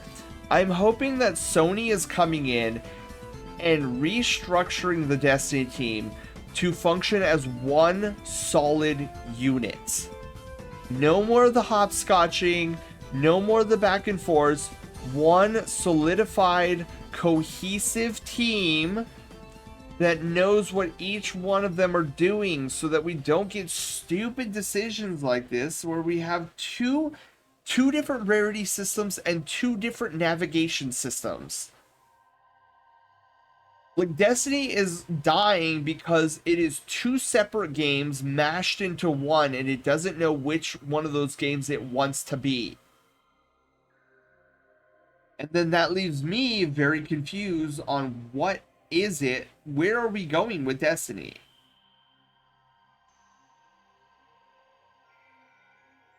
I absolutely hate feeling this way.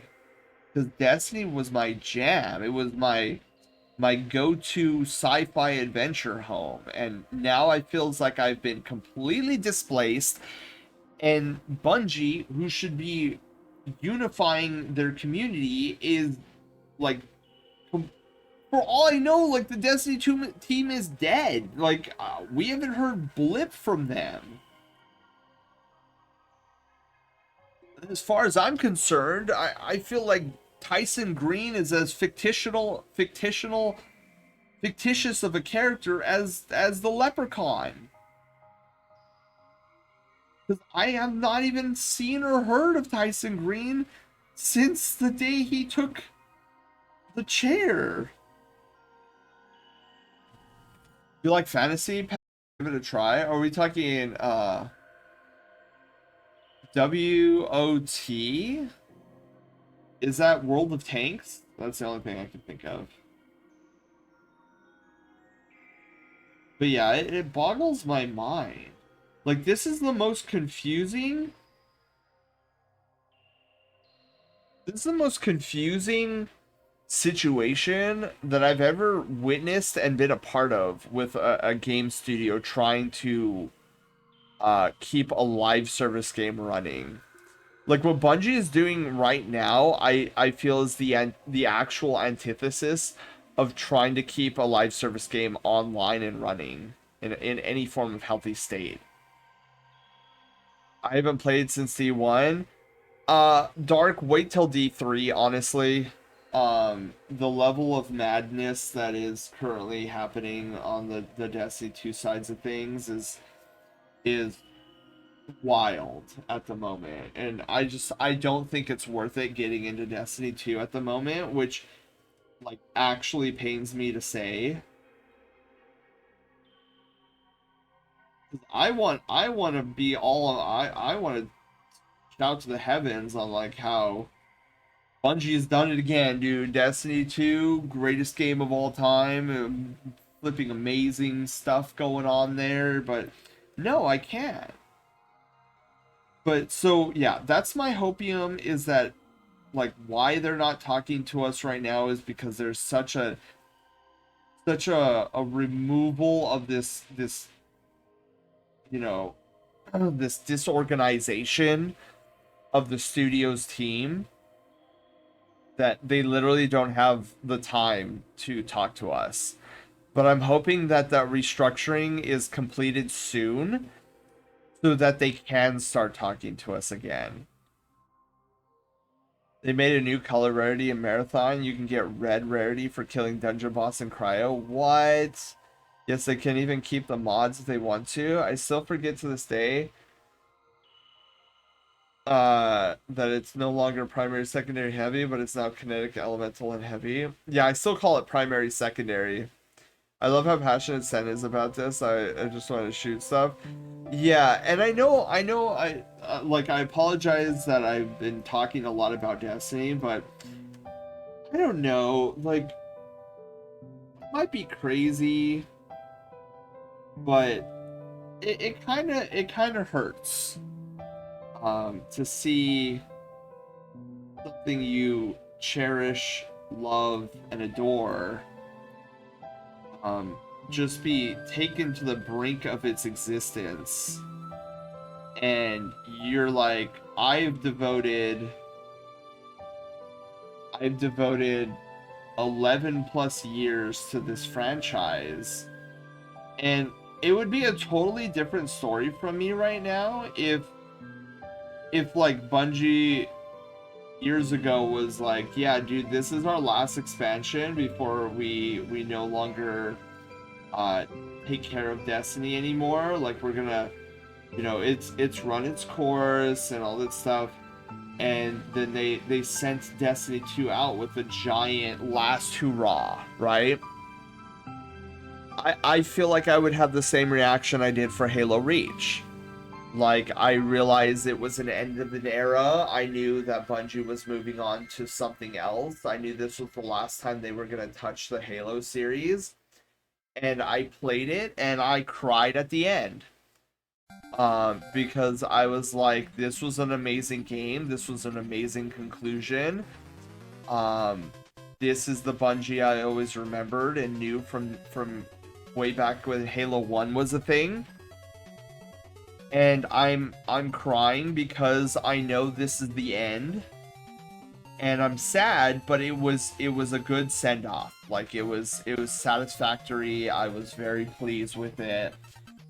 And I bid Halo adieu. And I didn't want to. It was sad, but there was nothing like what I'm feeling now for Bungie. Because and I feel bad for a lot of people on Twitter who are like super confused, like, whoa, well, why are so many community members like upset and feel betrayed by Bungie? Like, I don't feel betrayed, whatever. And I kind of feel bad for those people because like they don't have the understanding necessary to realize why there are like gamers out there who do feel betrayed by Bungie. And part of the reason is because there are two types of gamers out there. There are gamers that like they're casual, right? Like they play a game, they love it, they adore it, they praise it, and then they move on to the next game. And then they play that one. They love it, adore it, praise it, and they move on to the next game, right? I think that's the vast majority of gamers out there. They fall into this category. But then there's also with the start of MMOs and live service games, there is a new type of gamer that is now out there that want to be married to the game that they're playing. They play basically just that game, and they don't look at a game as being like, oh yeah, you know what, like a loaf of bread. I ate all this loaf of bread and now I need to go get a different loaf of bread. They instead look at the game as like a bread machine, like a bread maker, where it's like, okay, this bread machine is going to be with me in the long run, and it's going to, like, I'm going to put ingredients into it, I'm going to take out my wallet and I'm going to put ingredients into it, and then it's going to make me a loaf of bread. I'm going to eat that loaf of bread, it's going to be delicious. And so there's like a studio/developer community relationship that forms where it's almost seen as like that type of gamer sees something like Destiny or like World of Warcraft or RuneScape, and they want to have a relationship with the developers because they are going to be there for the long haul. And they want to be there for the long haul. And so they want to have a relationship with the developers so that they can give the developers insight of what they're liking about it and what they're not liking about it, so that hopefully together community feedback and developer action will propel this game forward so that these die-hard gamers stick with the game. And so it almost becomes like a relationship, like with partner. And so this is how it's a very symbiotic relationship, because the developers listen and take action with the community based on what the community is saying about the game, and they make the community happy, which in turn, those happy community members continue playing the game, continue buying the expansions, yada, yada, yada.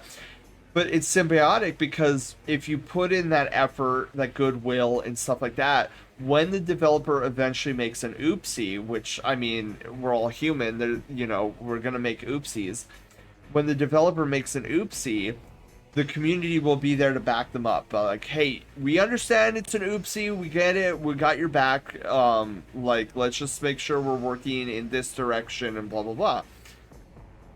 And so when you have that kind of relationship for 11 years and then suddenly, like, everything that your community has been clamoring for about 11 years, you suddenly implement into a brand new IP.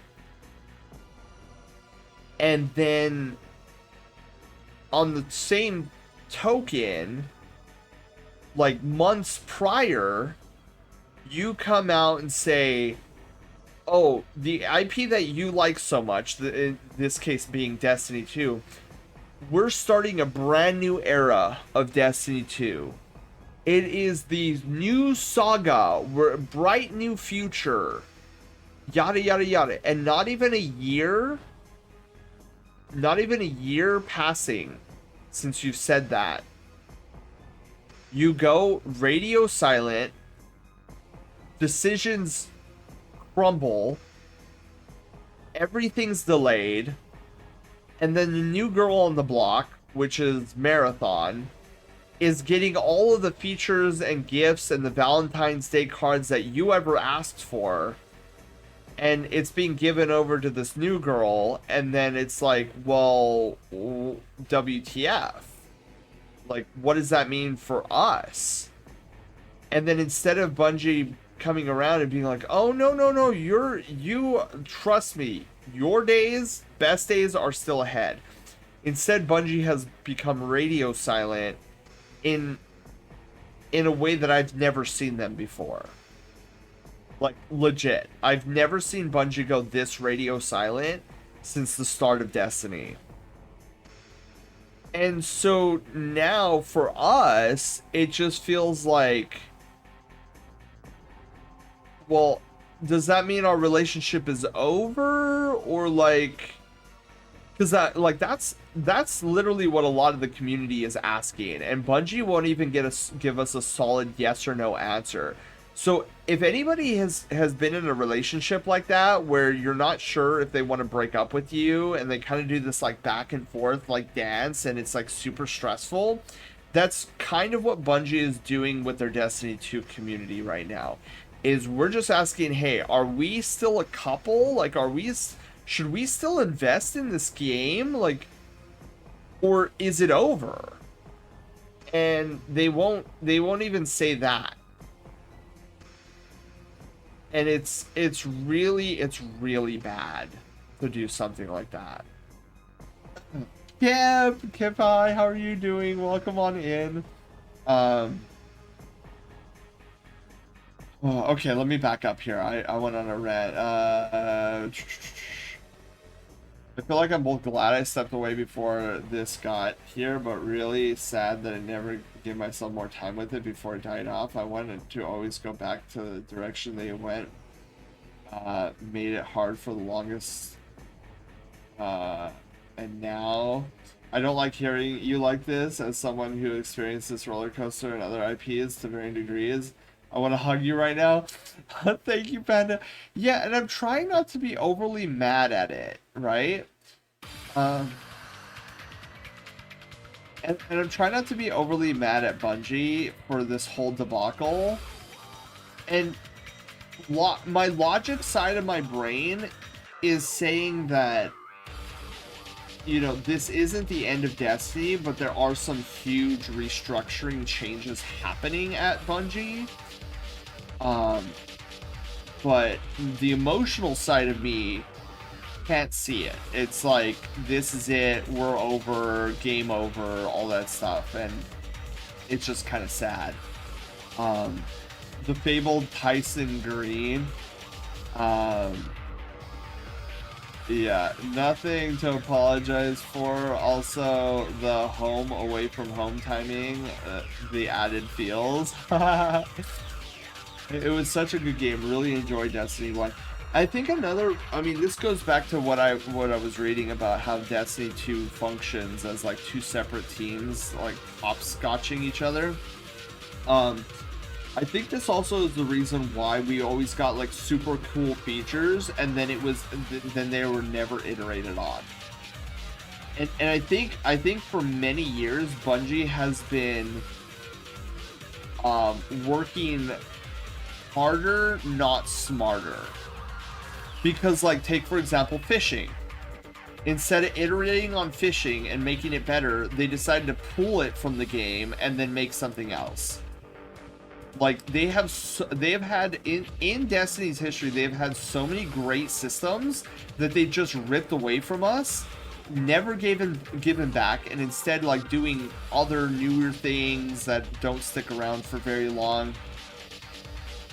Like for example, the skeleton keys from Destiny 1 strike missions. There's such a great way to incentivize people to go back and play strike missions after they've done it for like a million times. And did Bungie ever iterate on that? No. They took it away. They haven't given it back. Pantheon is a perfect example. Pantheon is a great example, like a great current example of something that Bungie did that was great, and then they took it away from us. Why do they keep doing this? They are working so much harder and not smarter on this stuff. And I do not understand why they think that this is a wise idea.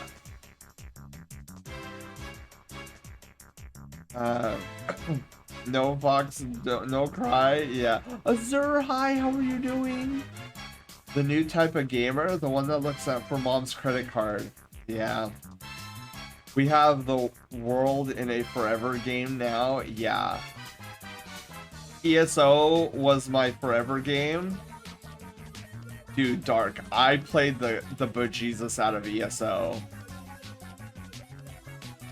Logged into ESO, and was so confused I quit in 2 minutes. Has it changed out? Dude, I'll be honest, Dark, I haven't played ESO in probably 10 years. So I would probably be so lost, but I do want to go in eventually and see what's changed in ESO. Yeah, fun. They brought forward a lot of Skyrim mechanics and it was so complicated. Plus, when I last played, it had killed, capture the flag for Cyrodiil dungeon runs. I was out. I haven't played that game in a good 6 years or so. That's gonna be an interesting time if I ever go back. The constellation map was heckin' confusing. Capture the flag was my jam. I missed those days in 2014. Excuse me. At least before going silent, Bungie was able to give us Temu Kylo Ren. True. Kip, hi, how are you doing? 3-minute ad break.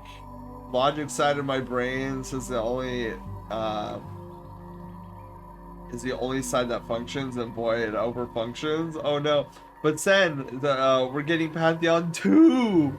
Well, I think that's enough Splatoon for the night. Ooh. Colin, hi, how are you doing? Been a hot minute. If you do play ESO again, we should quest together. Yeah, I'll eventually get back into it just to see where it is now, because that's what I did with Warframe recently. I jumped into Warframe and I'm like, bro, dude, everything, like, a lot of it was the same, but it felt, I don't know, it felt different. And I'm actually really enjoying myself in Warframe at the moment. What else am I missing? Oh, I'm missing the yellow hairs. So he's got these cool like yellow hairs.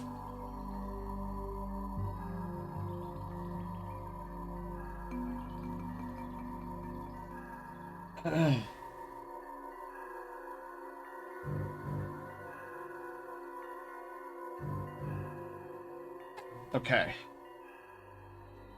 And I think that's a wrap. I think we're good here. So let's get the background going. and then we'll mosey on over to Blue's 30-minute Persona sketch.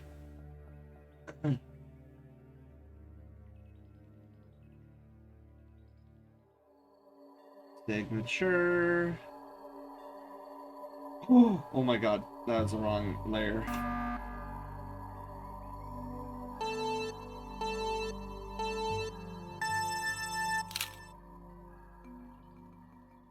Yeah, alright. So there is Ken's half body.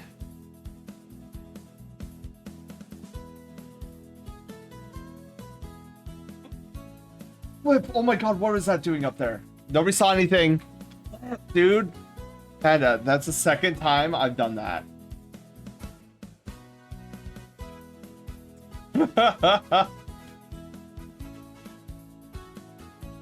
Dude, as I was clicking export, I'm like, dude, I better not this time. Flash that on screen like that. We saw everything. Dang, I missed it. It's spoilers. I flipping try not to get spoilers on the screen, and instead I did spoilers. I wish it would open up on this top screen so like it doesn't come and show you guys. Anywho. From the Book of Fire Cat 2, they say Dodger Stadium can hold up to 56,000 people. But that's just a ballpark figure.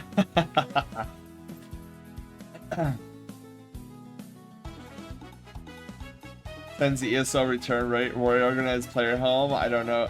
Oh, dude. Oh my god, Panda. I have like 3 main houses in ESO. I have like this large cavern mansion.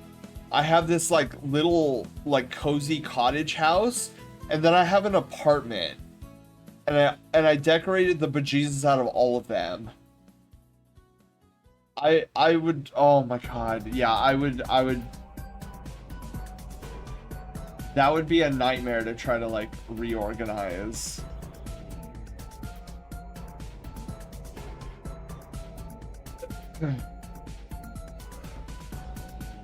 Random question for you, but I know it isn't the best question since actors aren't your favorite forte. I almost said favorite. I love my cave home. Dude, I do too, Dark. I bought one, I think it was in Craglorn. South Craglorn is where it's located. It's a really cool, like, cavernous. Well, it's part vampire mansion, part cave. Oh, yes, yeah, I don't think I know that one. My favorite activity in all of ESO was to run around Craglorn looking for Nirncrux. That was my favorite thing.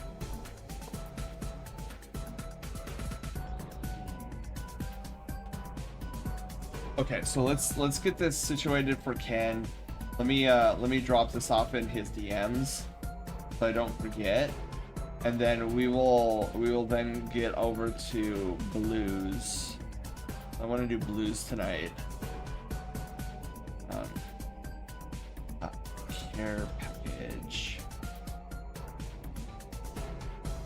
I always love it. Like, there's still 25% contingency or contingent of the Brush Shell Brigade who ask me why do you call it a care package? It actually goes back to my I actually did play Call of Duty back in the day.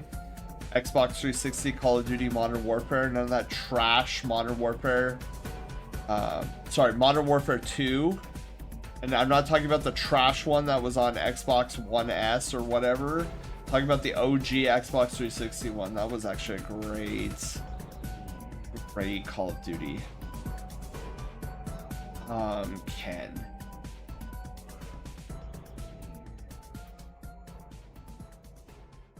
And let me drop off your care package.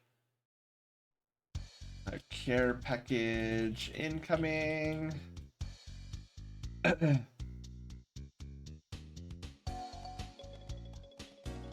Perfect. Now time for Blue. Now, blues is just going to be a simple pencil sketch, so we don't have to worry about colors or anything like that. But I do want to make sure that I have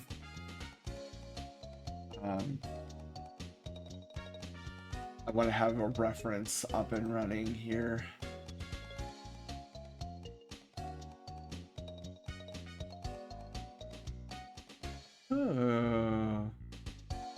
Anybody ever hear the species Lumex? That's what we're doing next. Oh yeah, Panda, your question about actors. To circle back 84 years ago with the Fox McCloud reveal, who do you think will voice him? Oh, dude, that's I wouldn't even begin to know. And I'll open it up to chat. Brigade, what do you guys think? Do you think who do you think will voice Fox McCloud for the Super Mario Galaxy movie? Such a haul. I love the environment in Central Daggerfall. But then the Modern Warfare remakes are peak, totally not lazy and reusing Warzone maps. For me, Black Ops 2, the Xbox 360 was the best one. I heard a lot of good things about Black Ops 2. I never got to play it though. Take me back to OG Age of Empires. Civ is garbage by comparison. Really? See, I played Civ 5 and I thought that was kind of fun. I've never played Age of Empires. Lumex? What's that from? I don't know. I think it might be. I think it might be just like a fictitious furry species. I legit have no clue either, but I'm saying if Ryan Gosling voices him, oh, that would be that would be good. He has Panda, he has long blonde hair, right? Gosling? Or blonde hair in general?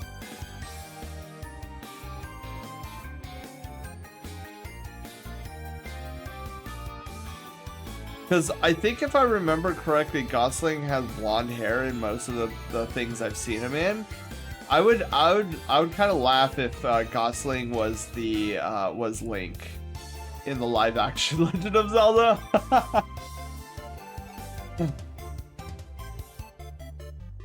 The one who voiced Bane from Seven Deadly Sins and Haida from Aggretsuko. Oh wait, that's that cat one where like the red panda anime. Dude, my friend Sketch Coyote, he got all into that anime, and I was just like, yeah, I don't get it. Like this seems like a depressing anime rather than something that's fun. Morgan Freeman for. You know who should play the live-action Link from Legend of Zelda? The Starburst Berries and Cream guy. I think he would be perfect for that role.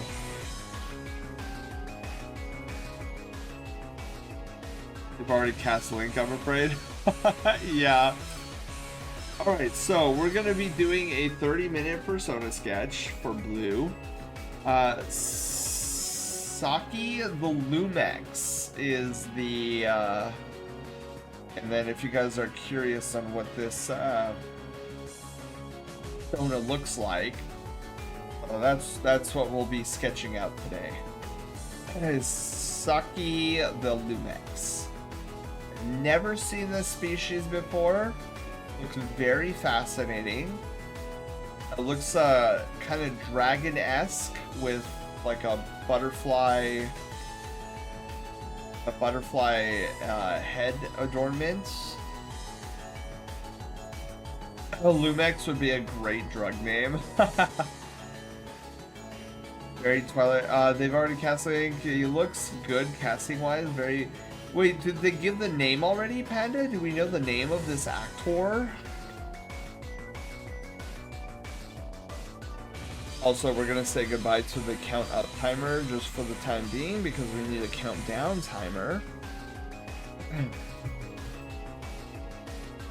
Lumex for your insomnia. Side effects include somnia and, in some extreme rare cases, a mild case of death. Ask your doctor before taking Lumex. Benjamin Evan Ainsworth. I've never heard of him before. Yeah, I've never heard of that guy either. Okay, so we're gonna start the timer and then we're just gonna go for it. If you're allergic to doing your homework. Start. Okay. So we're gonna get started here. Pencil. Gonna zoom in a little bit here. Okay. Let's do some sketching. This should be fun.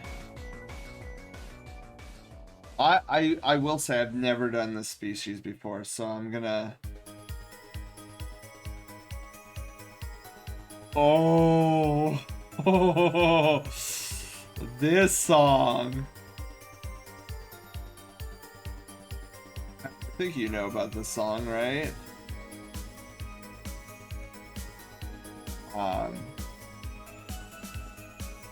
For those that are unaware, this song is played inside of the game Phoenix Wright. Fun the dough reveal like this? Wait, what dough reveal? Song reminds me of Outlaw Stars. I'm gonna put it on that drug commercials now. Don't take this if it might kill you. Yeah. Okay, so we're gonna go classic like dragon-esque look. Looks like he has two large whiskers on either side.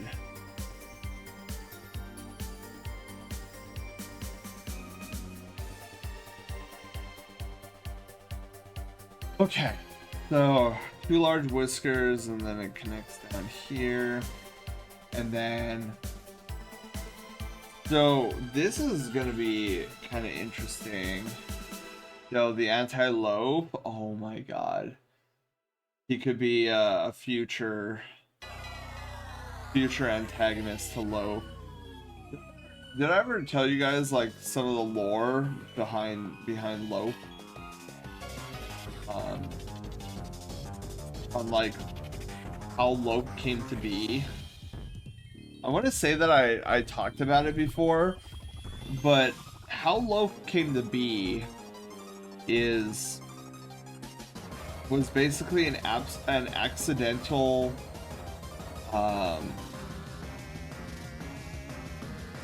like Ben was trying to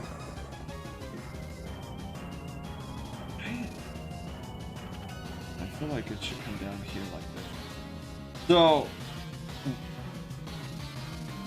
as many of you guys know, my Sona is a spellcaster, likes doing magic a lot. So as he was attempting to a cloning spell to see what it would be like to have like different clones of himself, he misfired the spell and created this clone that's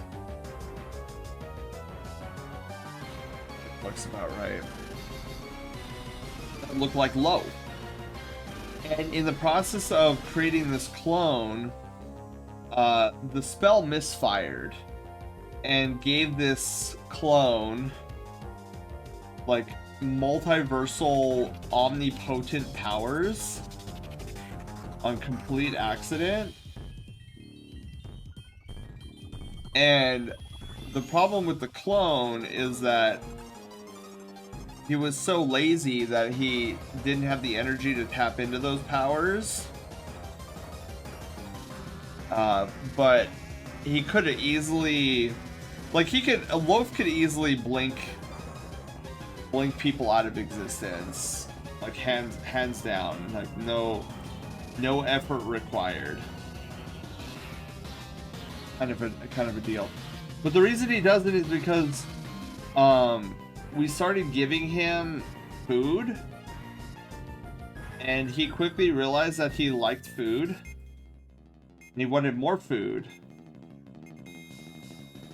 We kept giving him food, and then he became like our little pet. Kind of followed us around, and he grew to love us. Well, he grew to love our food, and then so he was this was our little guy. We named him Loaf because he was so lazy. We'd be like, Loaf, let's go. No movement. Loaf, come on, let's go. No movement. Loaf, I got some food. Oh, immediate movement. And so we motivate Loaf with food. If you want Loaf to do anything, you just motivate him with food. He'll do it. You won't necessarily see what he's doing, but you'll know it gets done.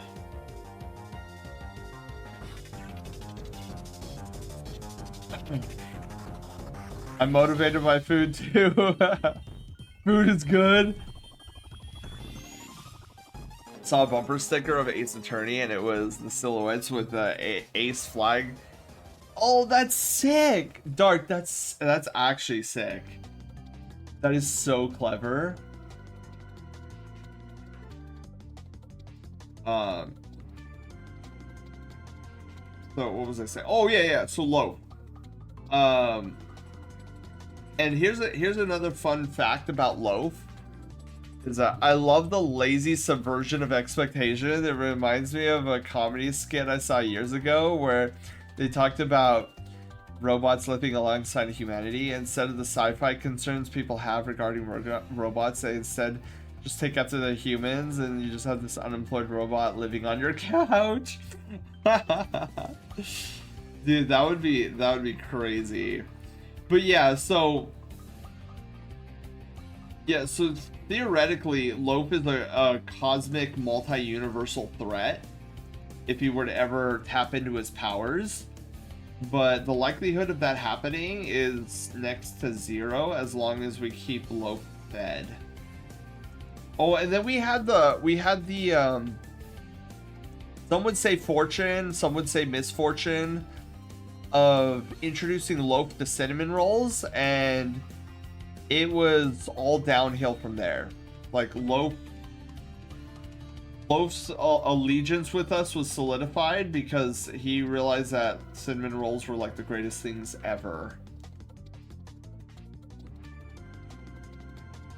And that's how Loaf came to be. Some Loaf lore there for you guys.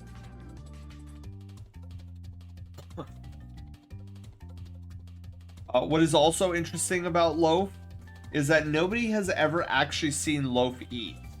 Well, nobody that's alive anyways.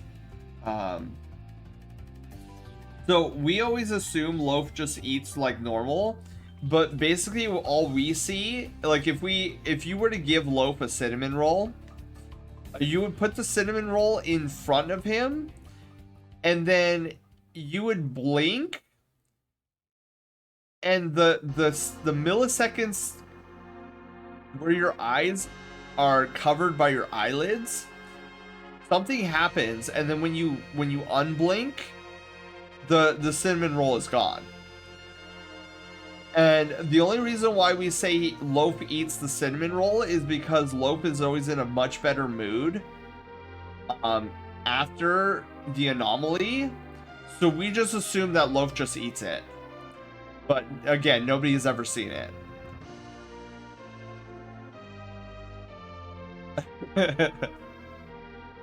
He just inhales matter? Yeah.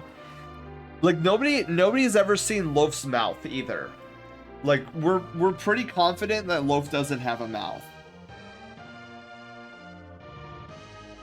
So we've just kind of just expected and come to accept that Loaf eats in a cosmic way that we don't understand.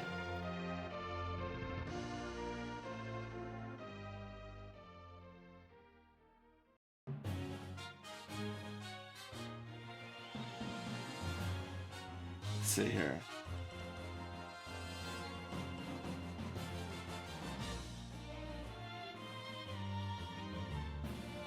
Ooh, I kind of like that.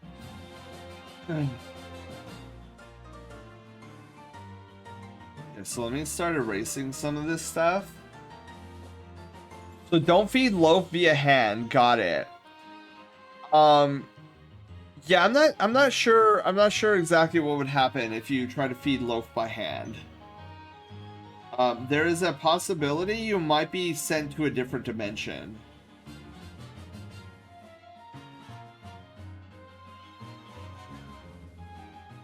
And that would be bad, because I don't know which dimension you would be sent to. Let's see here. So this boyo has like a long neck, which is interesting.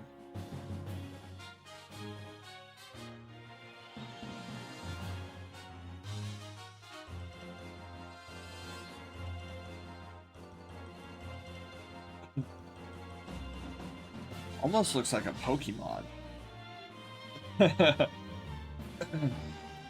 Some new Pokemon out there. Morph! Poor Loaf. I thought you'd enjoy that, Panda. Wait, what reminds me of the Cosmic where Skynet Chief Sentience. Skynet. I'm depressed. Loaf has no mouth, but they can scream.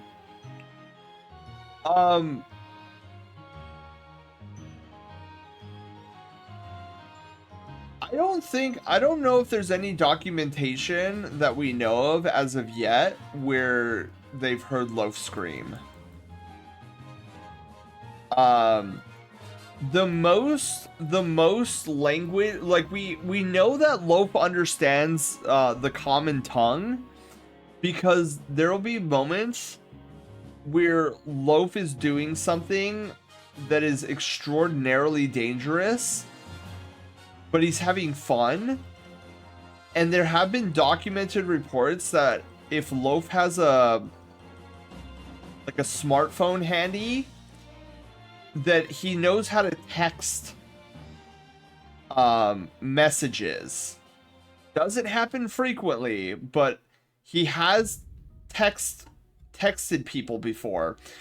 Nobody has been in the vicinity to see Loaf typing, so we don't know if he uses his little paw beans to like press the buttons, or if it's like some sort of telekinetic powers. But yeah, there'll be moments, and they aren't, what he messages aren't exactly like sentences. They're more like expressions. So like wee, like he's posted wee before, and he's having some sort of fun. So we at least understand, we know that he understands some form of the language. Send food. Oh wait, no, I take it back. Loaf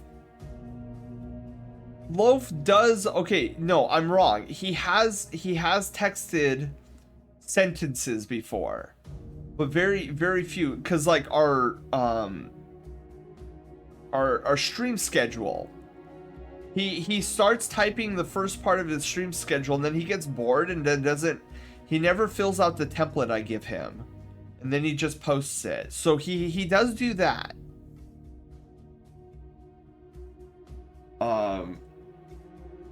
So there's at least that going on. He's physically texting in a plane of our brain that can't comprehend. Exactly. I know in the past we've had Brushtail Brigade doctors and scientists look at Loaf, because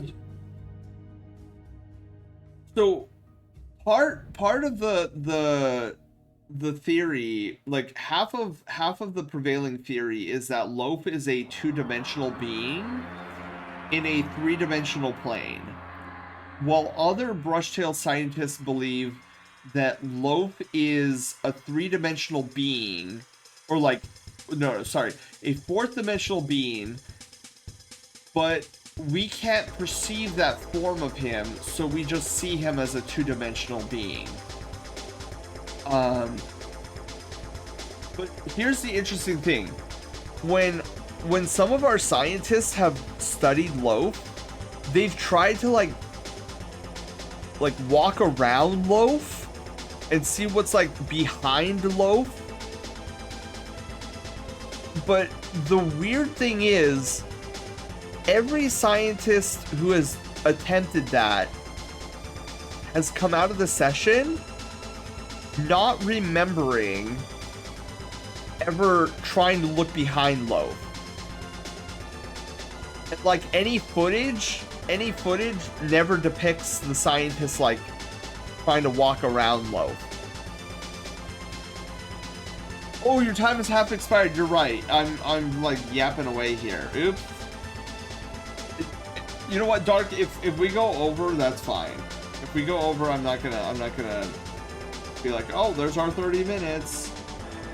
I completely forgot that we're on a timer right now.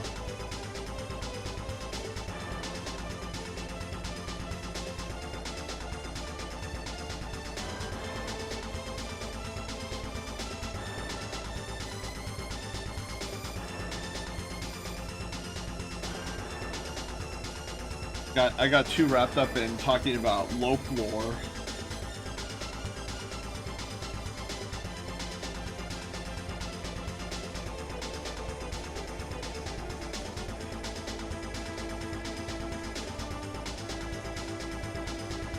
That's not bad. That's not bad. I'm not detecting a skew. I do wanna work on ooh. I must have done that earlier. I have like this color bit here. I want to get in. Okay, so we have the two floofs. We have this. I don't know. I feel like we can go longer with this.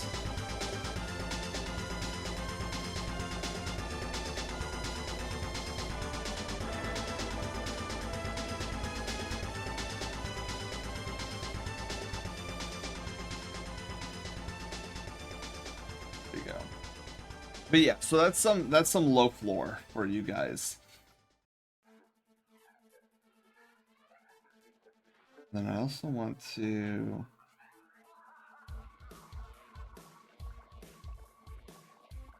like thin it out a little bit.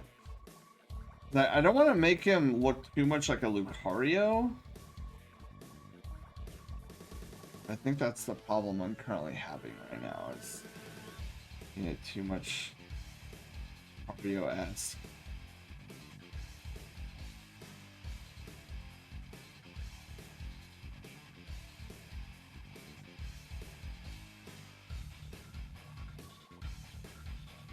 Oh, and then we've got like these earring things going on here.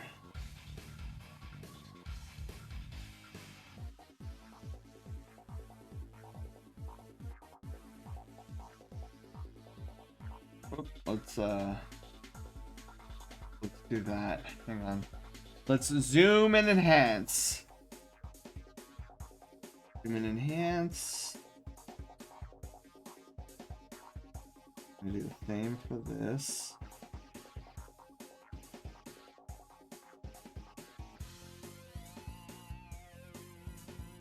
Alright, cool. Does he have... Oh, yeah! Okay, there's two more here.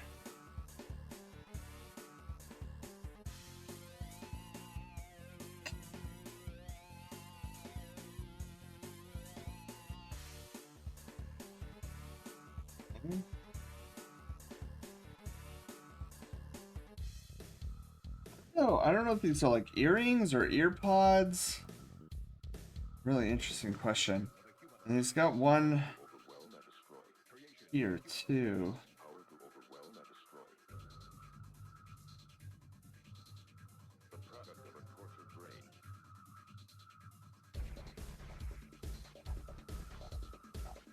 Okay.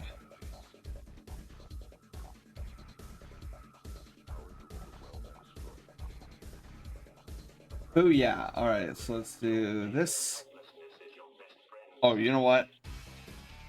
This is way too big. That's much better. Okay, so... Oh, he's got a little floaty hat. Oh my god, I didn't even realize that. He has a little floaty hat. Let's do that. Low filling out a job resume, but loses all interest. Just hire. Oh my goodness. Topic of Loaf. If you ever have a crisis equivalent to a middle-aged mom, if you make merch of Live Laugh Loaf, let me know. That's a great idea. I do eventually want to make a suite of loaf merch. That is my goal, is to make some loaf merch. But I want to finish Project Loaf first before I venture into that that realm.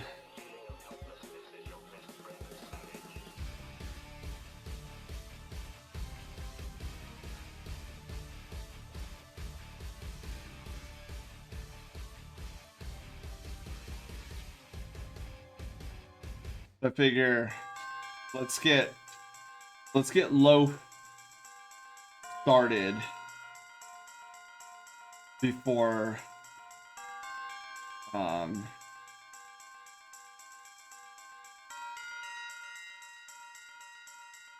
we begin that expedition 33.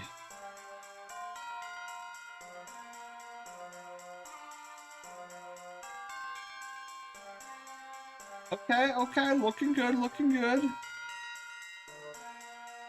Okay, I think we can spend the rest of the time just kind of cleaning up some of this line work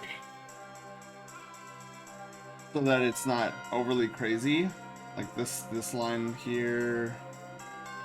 Clean some of this up. Definitely want to clean some of this up. This neck.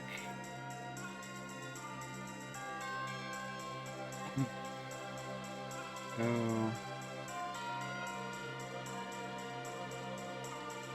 That.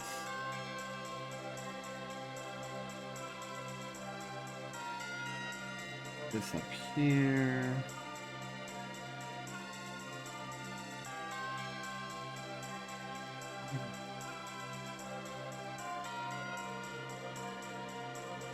Okay.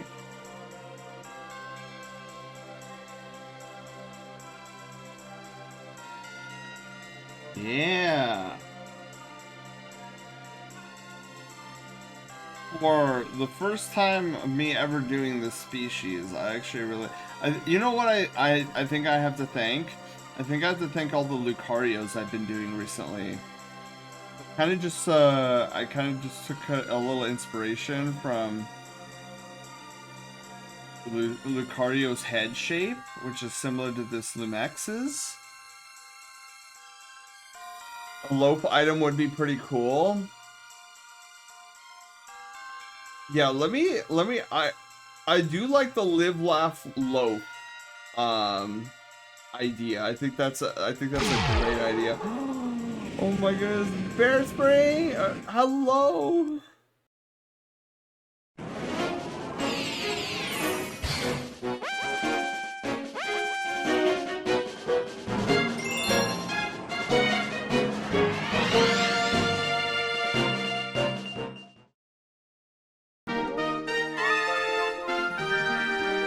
I could probably make that. Oh, wait. Thousands of tears later. Magic Pony can frolic around in the Campbell's tomato soup.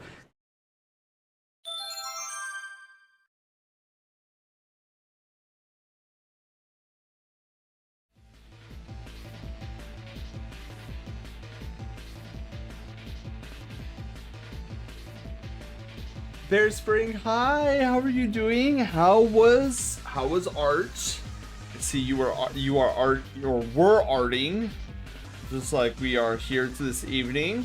We're actually doing a Fursona sketch here. It's actually part of our channel redemptions, a 30-minute Fursona sketch for the community. So tonight we're doing one for Blue the Lucario. Gato, hi, how are you doing? Art, then Marvel Rivals, and art again. Oh, I like that. Boom, boom, boom. Three sections. Dazzle, hello, how are you doing? We got Raiders on the starboard side, mounted defenses. A raid comet is in orbit. Oh, but welcome in. Yeah, we are getting close to finishing this piece. I'm super excited. I think I need to Dazzle, thank you for the follow. Welcome to the Brushtail Brigade, and congratulations, you are our newest Brushtail adventurer. Welcome aboard. So hello, how are you doing? Welcome on in. Thank you guys so much for the raid. I hope you guys had fun over at Bears. So Bear, name me one thing that you were drawing this evening. Sounds like you guys are drawing at least 2 different things, and then Marvel Rivals right in the middle. But yeah, we're finishing up this piece. We've got... Oh wow, that didn't stop the timer. I think I must have busted that. So we're gonna go a little over time. I know we've only got 3 minutes left on this sketch, but I've been yapping a lot, so I'm gonna go a little bit over if we don't finish this piece exactly. Typically I like to try to keep it within the 30-minute range, but I'm not gonna fault anybody's sketch for me yapping up a storm over here. Okay, so we're gonna thinking I want to just come out like this, back up like that. Yeah, so I don't know, I was looking at it, I'm like, dude, that looks like it's shorter than the other one. That looks a lot more correct. So we'll keep that. I draw blanks of big fat men. I like that. I like that a lot. Yeah, so we're just sketching. Earlier we finished the street sketch of this Kato. I'm calling it a Kato, a Neko. Really like how this piece came out. I gotta go for the night, but have a nice stream. Bear Spring, you have a wonderful night. Thank you for the raid. Your community is in good paw beans here at the Brushtail Star Park. Gotta head to the crew bunks. My eyes are eepy. Dark, you have a wonderful night's sleep yourself. That's so cute, right? One of my specialties is drawing furries very cute. Very, very floofy, very cute, very innocent, very playful. Big fat men, you say? Yeah, Bengali, Bear Spring, which, you know what's interesting, Bear? I don't know why I'm not following, or maybe it's a Twitch thing, but I know I've lurked in your streams before. I must have totally like blanked on like, oh yeah, it's Bear. No, Sally, you gotta follow. Anywho, yes, so for those who don't know me, I am Sen. I am a very silly, derpy variety streamer. We usually do games on Mondays and Fridays, art on Thursdays. I do a lot of yapping. I'm very much a yapper type of streamer. I'm also a game developer. I've designed several different games here on the channel, one of which you can see at the bottom of the screen. So I'm a gamer, game dev, artist, animator, fursuiter. I'm kind of a jack of all trades thing. But most importantly, I just like entertaining. I love entertaining you guys. I love doing these streams, which is why I put so much effort into them. But yeah, so it looks like I'm pretty much done with this sketch. I'm pretty satisfied with it. Which is actually pretty amazing because like I was telling everybody before you guys joined from the Bear Spring raid, I've never drawn a Lumex before, and this is what the species is, a Lumex, and I think I did a pretty nifty little job. Finish! Oh my goodness. All right, so that is going to wrap up this sketch for the evening.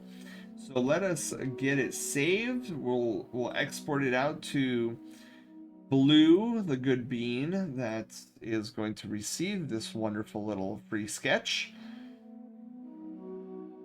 Signature. Oh, this is from Ocarina of Time. Love Ocarina of Time.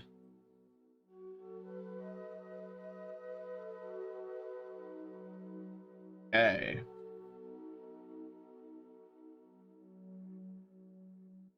So we're going to export.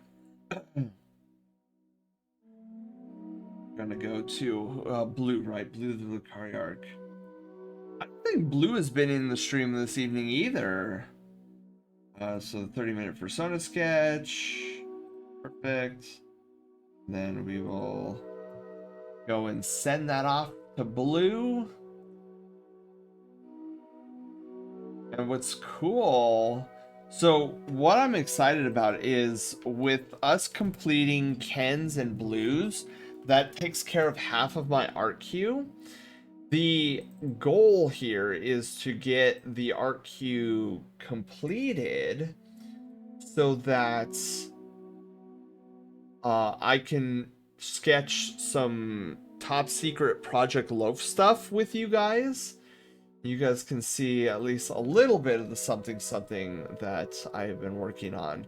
No big spoilers though. It's just going to be some basic props that we're going to be utilizing for Project Loaf, but it'll be cool to at least chit chat with you guys about what we'll be doing. So I'm hoping in, I don't know, we'll say like 2 to 3 art and chills from now, we'll be able to take that opportunity to work on some Project Loaf stuff. Meadow Mage, this is Meadow Mage's song. Oh my goodness. Anybody who knows what's it called?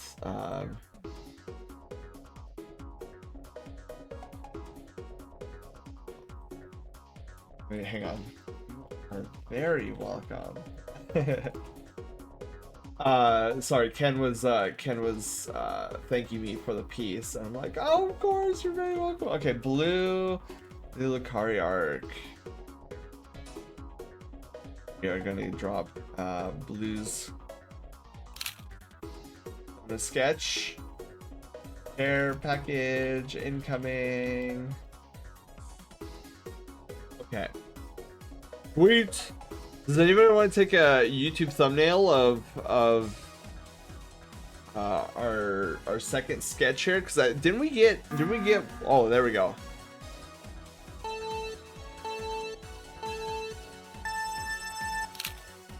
Dude, I wanted to blink so badly during that picture. I hear Meadow Mage's theme, like a disturbance, the spider sense moment. Oh my goodness. Okay, so I think that's gonna wrap up our sketching for the evening. And let's see here. What is the time looking like? Oh, I paused the wrong one. Strange. Oh, because I have a count. Oh my god. I pressed the count up timer pause button and not the countdown timer pause button. That's why it wasn't working. So silly. Okay, so yeah, I think that's pretty much gonna wrap up our art tonight. I'll probably sit and chat with you guys for a little bit longer, and then I'm probably gonna go to bed a little bit early tonight. Well, just been EP and school, busy early on in the night, but not on late night. Dude, I feel that, Gato. I'm gonna probably hit the bed pretty soon as well. Lucas, hi, how are you doing? Welcome on in. Oh man, yeah. So I'm probably gonna take a few more moments to gush over like how far along that I'm getting with Project Loaf. I intend to, so once I talk to my composer next week and we get the ball rolling on getting the score and track settled for Fantastic Number 2. Oh wait, I just realized the Project Loaf channel in the Discord, it revolves around Fantastic Number 2. So I guess this is a good opportunity to let you guys know that I will be probably closing submissions for your guys' sonas in the Discord probably sometime early next month. So if you want to participate and you want to see a silhouette of your Sona in the animation that I've been working on, please definitely get your Sonas in, so that I can add them to the animation, because yeah, that animation does revolve around Fantastic Number 2, and since I'm going to be beginning to work on finalizing Fantastic Number 2 starting next month, I am definitely going to need to close out that portion of the Discord server. So I guess this is kind of like your guys' heads up and warning, like if you want in on that little project that I'm working on for the animation, definitely get your Sonas in. Sounds like a perfume. Yeah, so Bengali,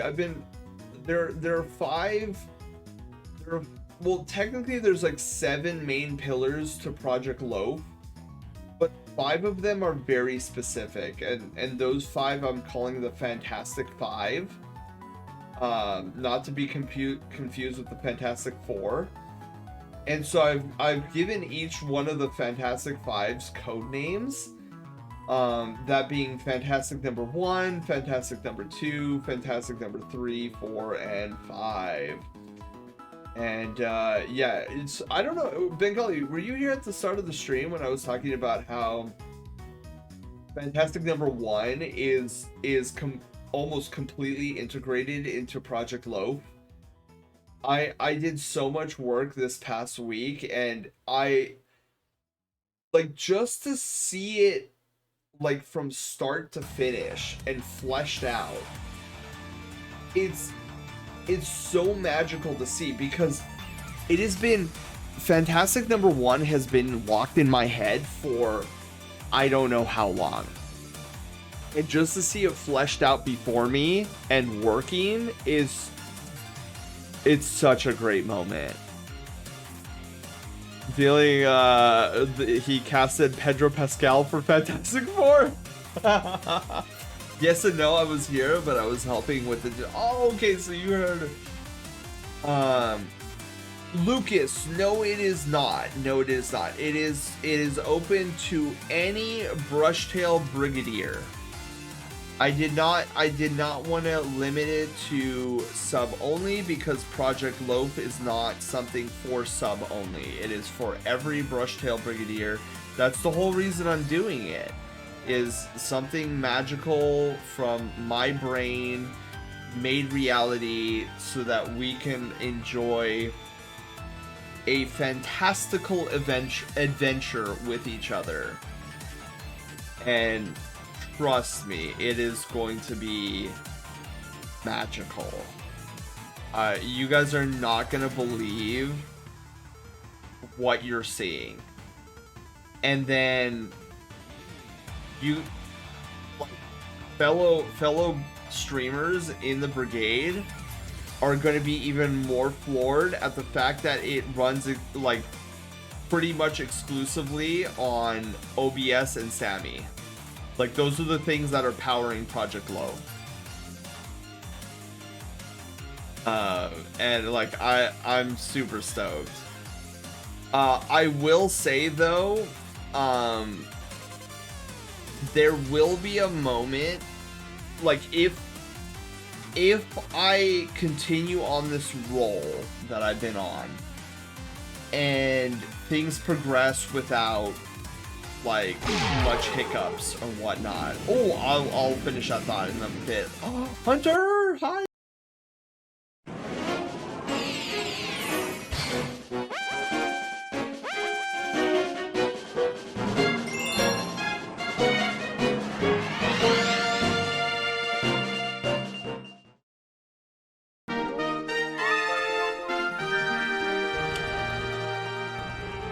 Wait! I'm facing right. I pressed down and I faced right. What do I do? Hold down.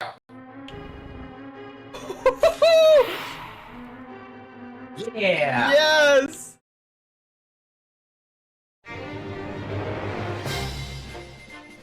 Welcome, Raiders, to the Brushtail Brigade! I'm your excitable commander and Star Park director, Sen. Together, we forge all kinds of adventures, from gaming to art. However, I can't do this alone, so let's meet our crew. Haywire, our sassy bot, controlling all the bells and whistles behind the scenes. Loaf, our silent protagonist of LoafQuest and cinnamon roll connoisseur. And of course, our friendly community at large, the Brushtail Brigadiers. So, set your life points, choose your Pokemon, and grab a controller. An adventure awaits.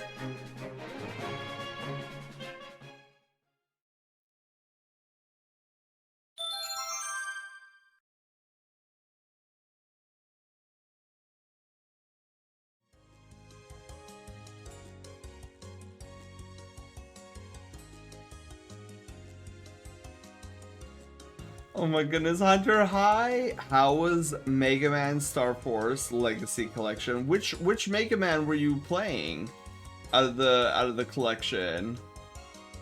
And happy Pizza Friday Eve, by the way.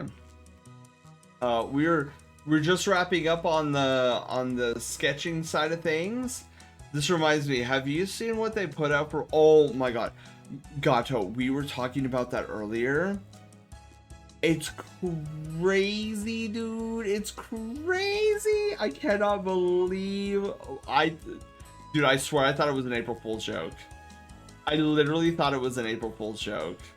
I had to double check. The first one, oh, nice, Hunter. Oh my goodness. How many are in Star Force? I actually don't. I'm not actually familiar with the Star Force series. I didn't even know there was a Mega Man Star Force series to begin with. The more Raiders, Captain Sen repel borders. The ramming sleds are here. No, I'm just kidding. Oh, what I was saying earlier though, as Hunter was joining in. So if I'm able to get Project Loaf done and in a polished enough state where I feel like it is it meets the Sen quality seal of approval, like if it gets that seal, my plan is I'm going to, there's going to be a lot of things revealed about Project Loaf. So here's the idea. Here's like my hopeful timeline of things for Project Loaf. I'm hoping that come September, like late September at the latest, I'm hoping that Project Loaf is in a workable, polished state. A lot to ask for of me, because I know the work that still needs to be done. But I think if I'm like adhering to certain timelines and deadlines, I think I should be able to get it in a working state where we can like show it off this year. Again, that's my goal. But I know I've already promised you guys, and I promised myself that if I'm like overstressing myself about this, then I'm not doing it right. And if it's not in a polished state, where it gets my send seal of approval, then I will not reveal it to you guys until, because like you guys deserve the best. So I'm gonna bring my best, and if my best requires more time, then I'm going to utilize that extra time. But the current timeline that I'm envisioning right now is that September, I get it all done, and then all of October, like literally all of October, when we're not streaming. Phoenix, hi, how are you doing? When we're not streaming, I'm going to be gathering my team of beta testers, and we are going to be beta testing and stress testing Project Loaf inside and out, and we're gonna like hammer out. The goal is to hammer out all the fatal bugs before launch in December.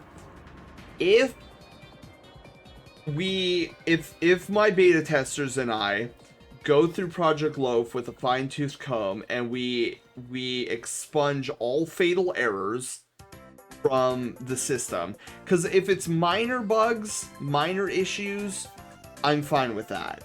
Like, we're probably gonna run into that. Like, what Sen Giant debut doesn't come complete with like a bunch of bugs? But it's the fatal ones that I don't want to be in the system when I show you guys Project Loaf to begin with. So that's all of October, and then November is going to be the key month here, and there's going to be a lot of no context spoilers for Project Loaf, and there's no getting around this. Like, these spoilers are going to happen, and there's nothing I can do to stop it, because it's just how I designed Project Loaf to begin with. So if all goes according to plan, we are going to have a special weekend stream sometime in November. And it's going to be us somewhere lounging in the Star Park, and it's going to be a glorified just chatting stream.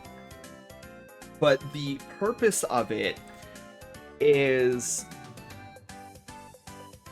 for lack of a better visual and understanding, the easiest way I can describe what this stream is going to be all about is it's basically going to be a casting couch. So the thing about Project Loaf is it requires you guys. Like, it literally won't work if you guys aren't there, right? Like, I can only do so much of it. I'm developing this that it's like a fun community like event thing. So we're going to be doing like this casting couch, and I won't say much more on that for now, but it is going to reveal a lot about what you can kind of expect from Project Loaf. And so we're going to do that special casting couch stream, and we're going to get everything squared away, and we're going to lock in names, And then after that stream, then we just wait till December hits, and then we're gonna hit the ground running, and Project Loaf is gonna be like front and center for that entire month. I know the idea is that Project Loaf will run from the beginning of December of our streams all the way to mid-December, and then once the event of Project Loaf is concluded and we've all celebrated, then the final stream of the year will happen with our Christmas Centacular, where we will decorate our little Christmas tree that we do every year.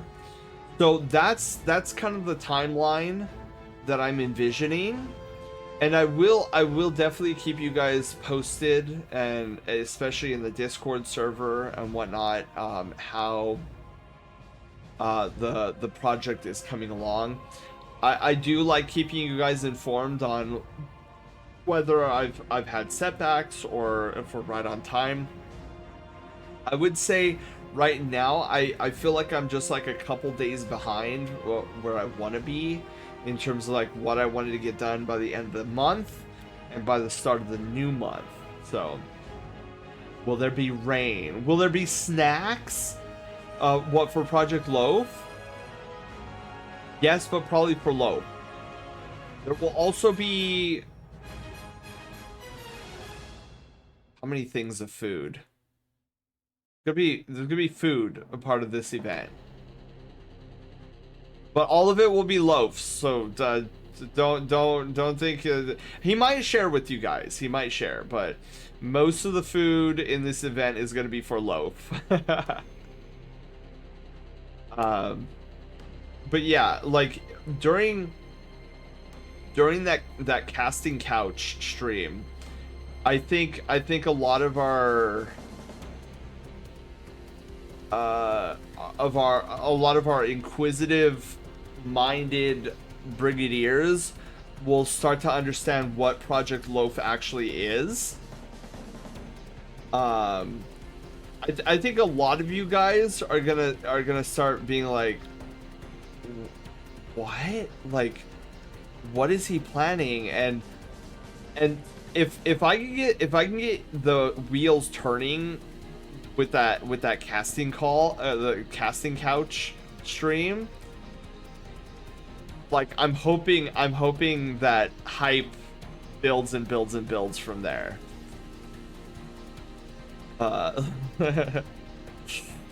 So this is my singular focus right now, and I'm just like so excited about this. I have not been this passionate about a project since basically starting our streaming channel, like way back when. I am so excited, and you guys know how bad I am at keeping secrets. This is like the level of excitement that I have for this.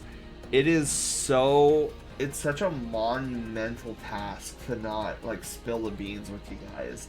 But the thing that keeps stopping me is envisioning your guys' reactions to seeing all this hard work play out before your very eyes, like live.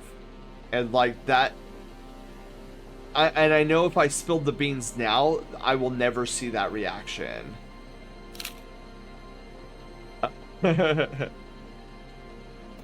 Nerd, exactly. Yeah, and I'm really hoping that when I reveal this project to you guys, like I said, it's basically a love letter to you guys. So my ultimate goal is like, if you feel like that one emote that Vault has, get loved on nerd. I think that's a perfect way to encapsulate of like what I want. Hopefully I'll be able to convey with this, and I hope you guys have fun with it. It's gonna be fun, it's gonna be silly, but ultimately magical. That's kind of the main adjective that I'm going with, or like going for this. CJ, hi. Don't pull a Nintendo. Send, be strong. Dude, I will tell you guys though, like, there's gonna be a moment in Project Loaf that I will probably start crying. So expect some tears from me. Probably towards the end of the event. Waiting for the proper time to reveal Project Loaf. Yeah, literally, Zelda, literally. I have it written down, but I need to poke you sometime about an idea you had. I haven't had the chance to ask you about it yet. Oh, yes. I did ask for your feedback, didn't I, Panda? Dude, I'm forgetting what that feedback was that I wanted to ask you. I'm almost positive it had something to do with Project Loaf, but I don't remember it now. Dang. I remembered specifically telling you.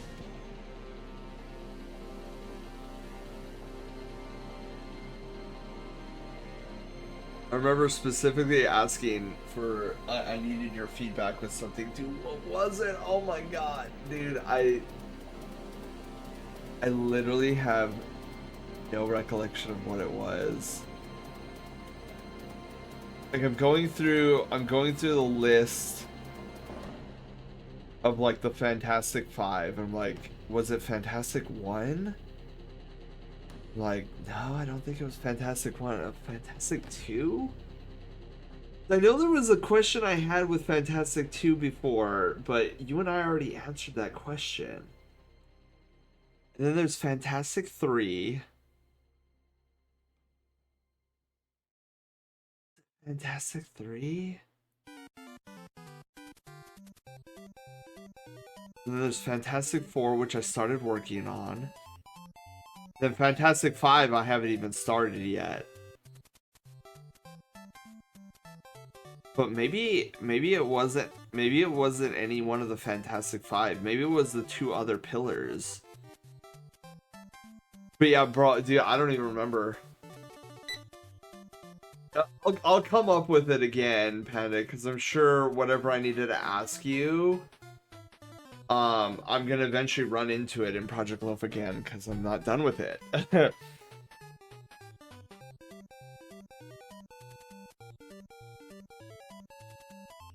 Oh my god, that's gonna bug me. But yeah, when it comes to me, I'll DM you, Panda. Anywho, you guys, I'm gonna call it there. It is now 11 p.m., which is our starting time, or stopping time. Hello, stopping time for our Art and Chill streams. So I'm gonna pull up Twitch.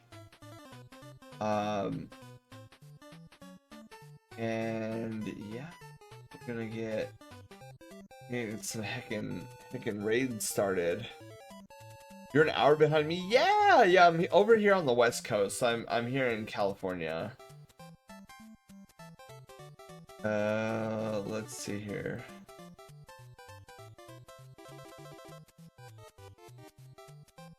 Oh. You know what? I haven't seen Ray the Yeen in a while. Maybe we should go say hi to Ray the Yeen. Who is currently doing art, fellow Flare Blitz member, doing art with friends, and then he might be doing Pokopia later on in the stream.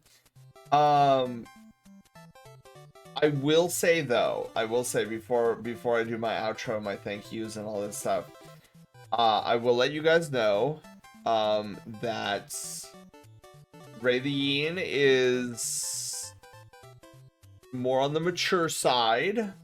of content, whereas here in the Star Park we're very much family friendly content.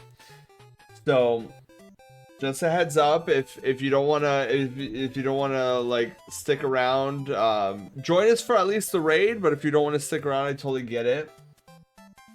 But yeah, yeah, he is.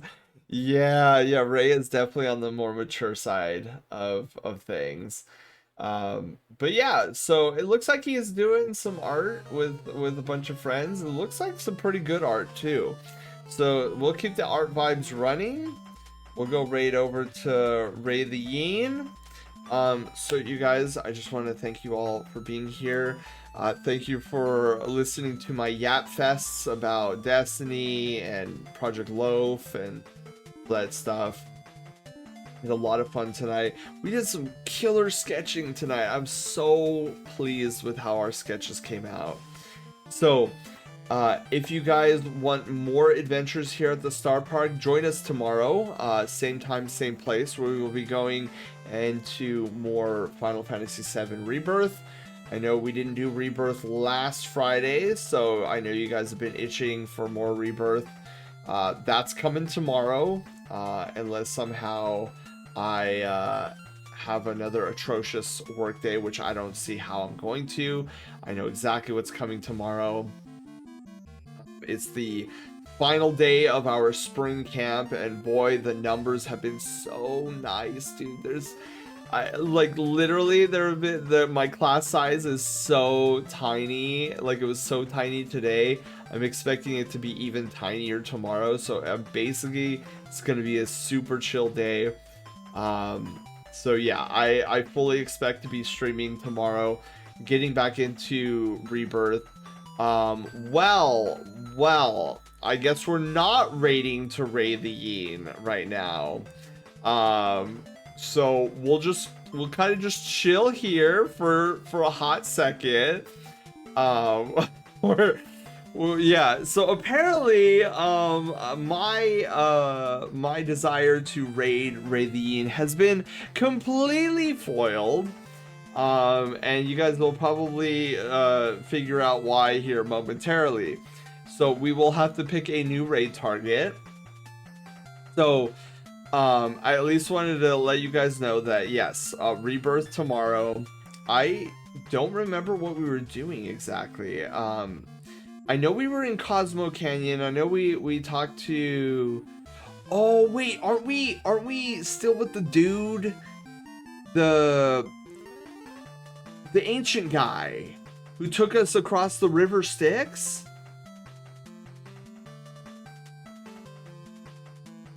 I think it was River Styx.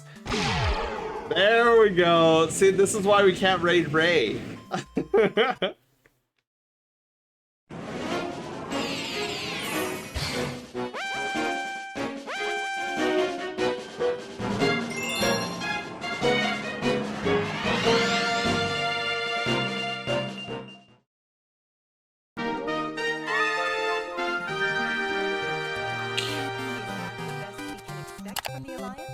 I've had enough of this tabloid journalism. You want some? Oh wait, oh man! I don't have it.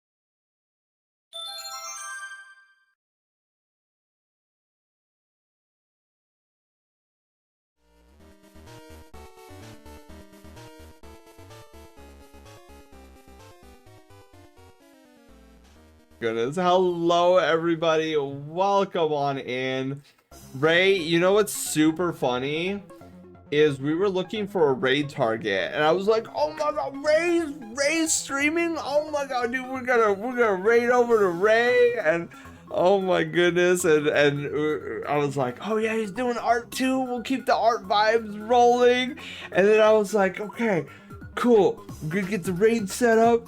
And then I look over on my other monitor, I'm like, well, you guys, thank you all for being here, but it looks like we're not raiding Ray. I wanted to raid Ray, but it doesn't look like we'll be able to do that. And you guys will see here momentarily. And then as I was saying that, it's like, there's Ray's raid. I got you first. Exactly. Now you have to draw more. Oh my god. See, I would, Ray, but I got work in the morning, so I cannot stay for very much longer. Shinobi, I will stuff that into my fur, thank you. But welcome on in, everybody. How are you all doing? I saw you guys working on art with friends. Dude, that art piece, Ray, was looking phenomenal. So here's a sketch we did earlier. And then, so we did two pieces tonight. We did this beautiful sketch, and then we also did this half-body street sketch of a three-tailed cat. I really like how this one came out. I wasn't sure how this one was gonna come out, but I think it came out really nicely. But yeah, welcome on in. Lux, hi, how are you doing? Welcome on in. We come to raid your pantry and steal all the treats. Oh, see, you would have to fight Loaf for the treats. Loaf likes his treats just as much as you guys. But yeah, Ray, how are you doing? Den, hi, how are you doing? Welcome on in. Ray, get your stream back up. What's this? Oh, wait. Oh my god. Wait. The art exhibit thing is... Oh, that shouldn't be the case. Oh my god. What is that doing online? That should not be... That... Lux, that should not be active right now. That should have... Let me... Hang on. I gotta pull up my bug report here. That is 100% a bug that should not be there. That should only be active in a certain portion of the Brushtail Star Park. I don't know why that's so we're gonna do bug. For some reason the profile picture exhibit is active outside the Star Park's Brushtail Gallery. Which that should not be the case. That should only be active during the gallery. So that is curious on why that's happening. But yeah, we found a bug. Let's go. I will maul the bread. Oh my goodness. We have the specific BRB screen. Yeah, I can actually show you. So for those that have never been here before, so our channel is tantamount to an amusement park in space, and we can explore it and do all this stuff. And since we're done with our stream tonight and we're starting to wrap it up, I can at least show you guys a little bit about our Star Park. It's called the Brushtail Star Park, and we can go explore different places. Oh, but I have to be in BRB mode. You know what? I'll let Loaf take the wheel. So, welcome to the heart of the Star Park. This is Loaf Plaza. From Loaf Plaza, you can get to any one of the amazing attractions here, found here at the Star Park. Some popular spots are the Cine Cafe, where you can find our world famous cinnamon rolls. There's also the Starlight Spire, which is currently under construction, but eventually it will house a bunch of fights, like battles that you can fight with Loaf to become victorious. We also have the most popular spot, the Snowtail Summit, and I could actually show you guys some of these. So if we go to our channel points, we can actually pull up the Star Park map. We have different locations that we can explore. So any one of these numbered locations you can put in chats, and after I think it's a 30-second period, Haywire will pick one of them to go to. So, like, for example, I'm like totally forgetting where the Cinema Roll Theater is. I'm gonna go 8. The Cinema Roll Theater is my personal favorite place to hang out in. It is our own little movie theater, and it auto plays clips of our past. It takes a little while to load some clips. Oh, I should probably like turn off the music, by the way. We should totally celebrate. I Let's dress agree. up and hit the town. Yes. Really? This room is very dangerous for me to be in because I will like relive these moments and be like, "Oh my god, look, it's this thing." Fancy, but I'll figure something. This is what. Oh my god, you guys, look at oh yeah, Ray, you have a wonderful you guys can't see it because Loaf has the command, but that I think that was a good Ray, thank you so much for rating. I also need to bug you about stream stuff. Yes, Ray, do it, especially if it's Sammy related. I love teaching people. just like that. Never discount Oh my god, you got Lux. weight. This was before I understood what you could get some pretty audio dynamic- like audio correction was. I hate this guy. Oh, I remember this. Oh my god, I see what they mean when they said recommended 333.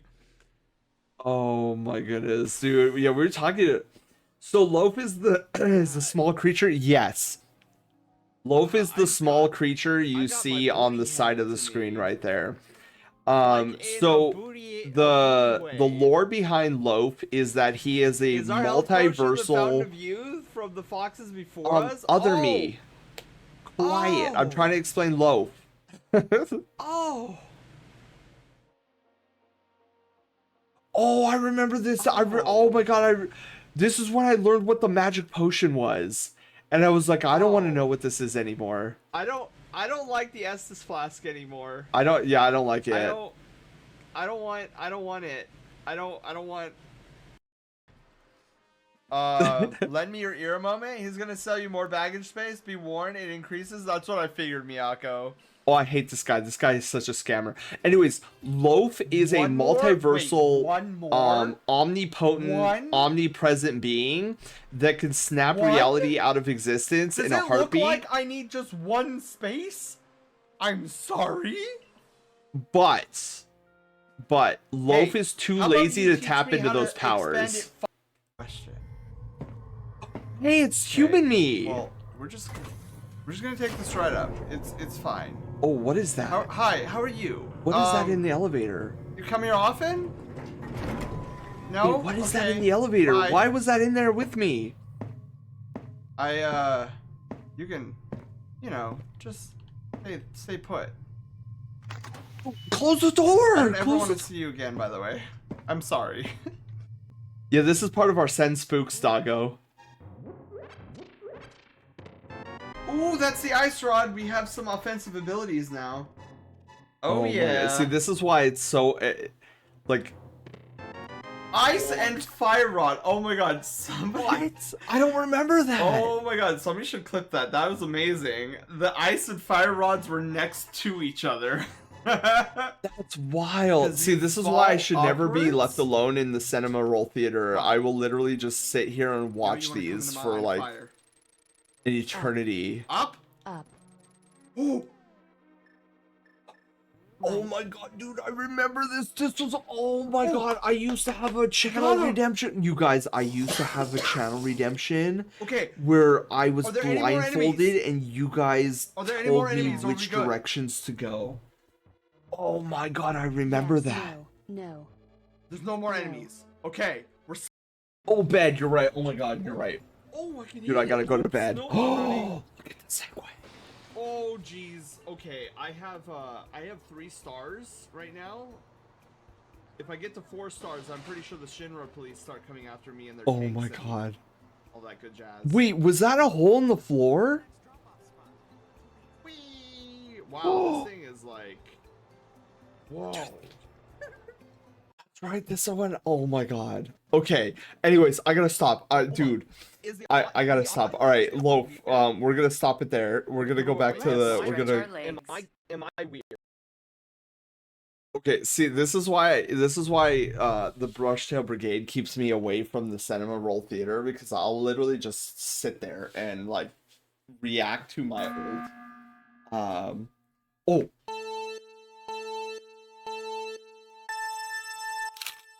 Okay, there we go. I had to get that shot there. Saying you went through a wall. Dude, yeah, I went through a wall. I don't know what was going on with my game that night. Oh, yeah, Kiro, oh my god, yeah, I need to get to bed too, dude. Otherwise, I'm gonna be like loopy for work in the morning. Okay, so that's a little bit about our channel and how it's a giant amusement park in space, and you can go and explore it. So usually what happens is when I go BRB is when the Brushtail Brigade can go and explore the different parts of the Star Park. Otherwise, we're just here mostly in main stage where all the magic truly happens. You get very distracted by this place. Yeah, dude, Lux, it's crazy. Um, that's why I think a lot of the brigade doesn't go to the Cinema Roll Theater because they know when I get back from BRB, I'll just get sucked into whatever we're watching. I'm a very distractible individual. Nights are, oh, Yoler, thank you, thank you. Yes, I love how this piece came out. But anyways, it is time for this Foxo to get some night sleeps. So you know what? How about we go over and we say hi to the composer I hired for Project Loaf, Tenshio. Oh, Tenshio just started. Oh, beautiful. Oh, yes. Okay. So we're gonna go say hi to our good friend Tenshio, who is a magnificent music composer. He composes his own works. He is phenomenal at it. He is currently playing Brotato tonight. I met another member of Flare Blitz today. It was so fun. Glad to meet you, San. I'll come by when you're back on. Well, Lux, I am so happy to have met you too. You seem like an amazing being, and thank you again for coming over with the raid.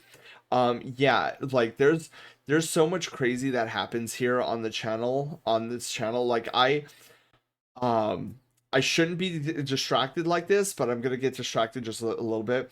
I love streaming. Like I love entertaining you guys, and like I have all these like wacky ideas that I usually put into motion on this channel, and it's all for like trying to like better entertain you guys. I don't know. It sounds nerdy when I say it like that, but it's literally what I feel. And so my goal is to make you guys laugh, make you guys smile. Just come in and forget about the world for a little bit. I want you guys to feel like you're stepping into a like a fun adventure where you could just relax for a little bit, and that's literally the goal.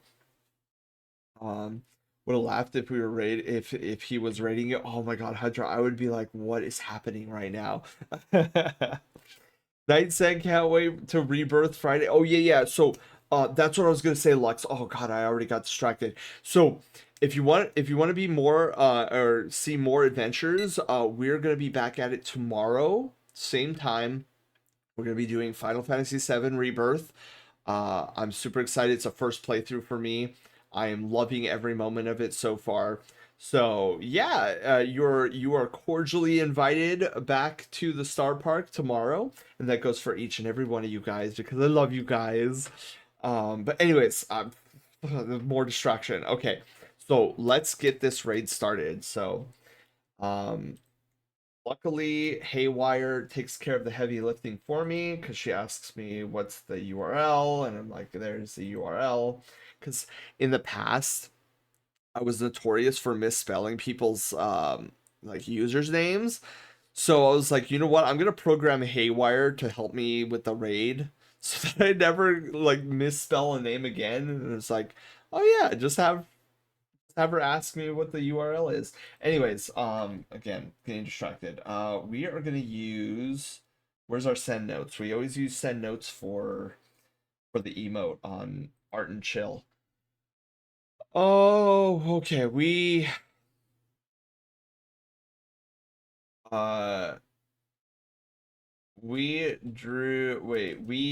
did two amazing sketches and got really distracted tonight.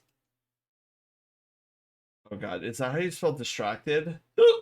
Whoa, that's a hiccup. Hang on, I think I misspelled distracted. Distracted. Oh, no, I got it right. Cool, cool, cool. Yeah. Okay, so that'll be our raid message. So let's hit OK on that, and Haywire will post. So you guys feel free to use, if you have our emotes, feel free to use the first one. And if you don't, you can use the global emotes on the second one. Or if you have your own emotes that you want to use, feel free to use your own emotes. So with that being said, you guys, thank you guys again for being here. I'm gonna head off to bed. Wow, I'm already 30 minutes late. That's okay. It's Friday. It doesn't matter. Anyways, you guys, love you all. I'll see you guys tomorrow for Pizza Friday. You all sleep well. Have an amazing rest of your day, and I shall catch you guys in, I guess, 24 hours. Bye, everyone. Love you guys. Be awesome.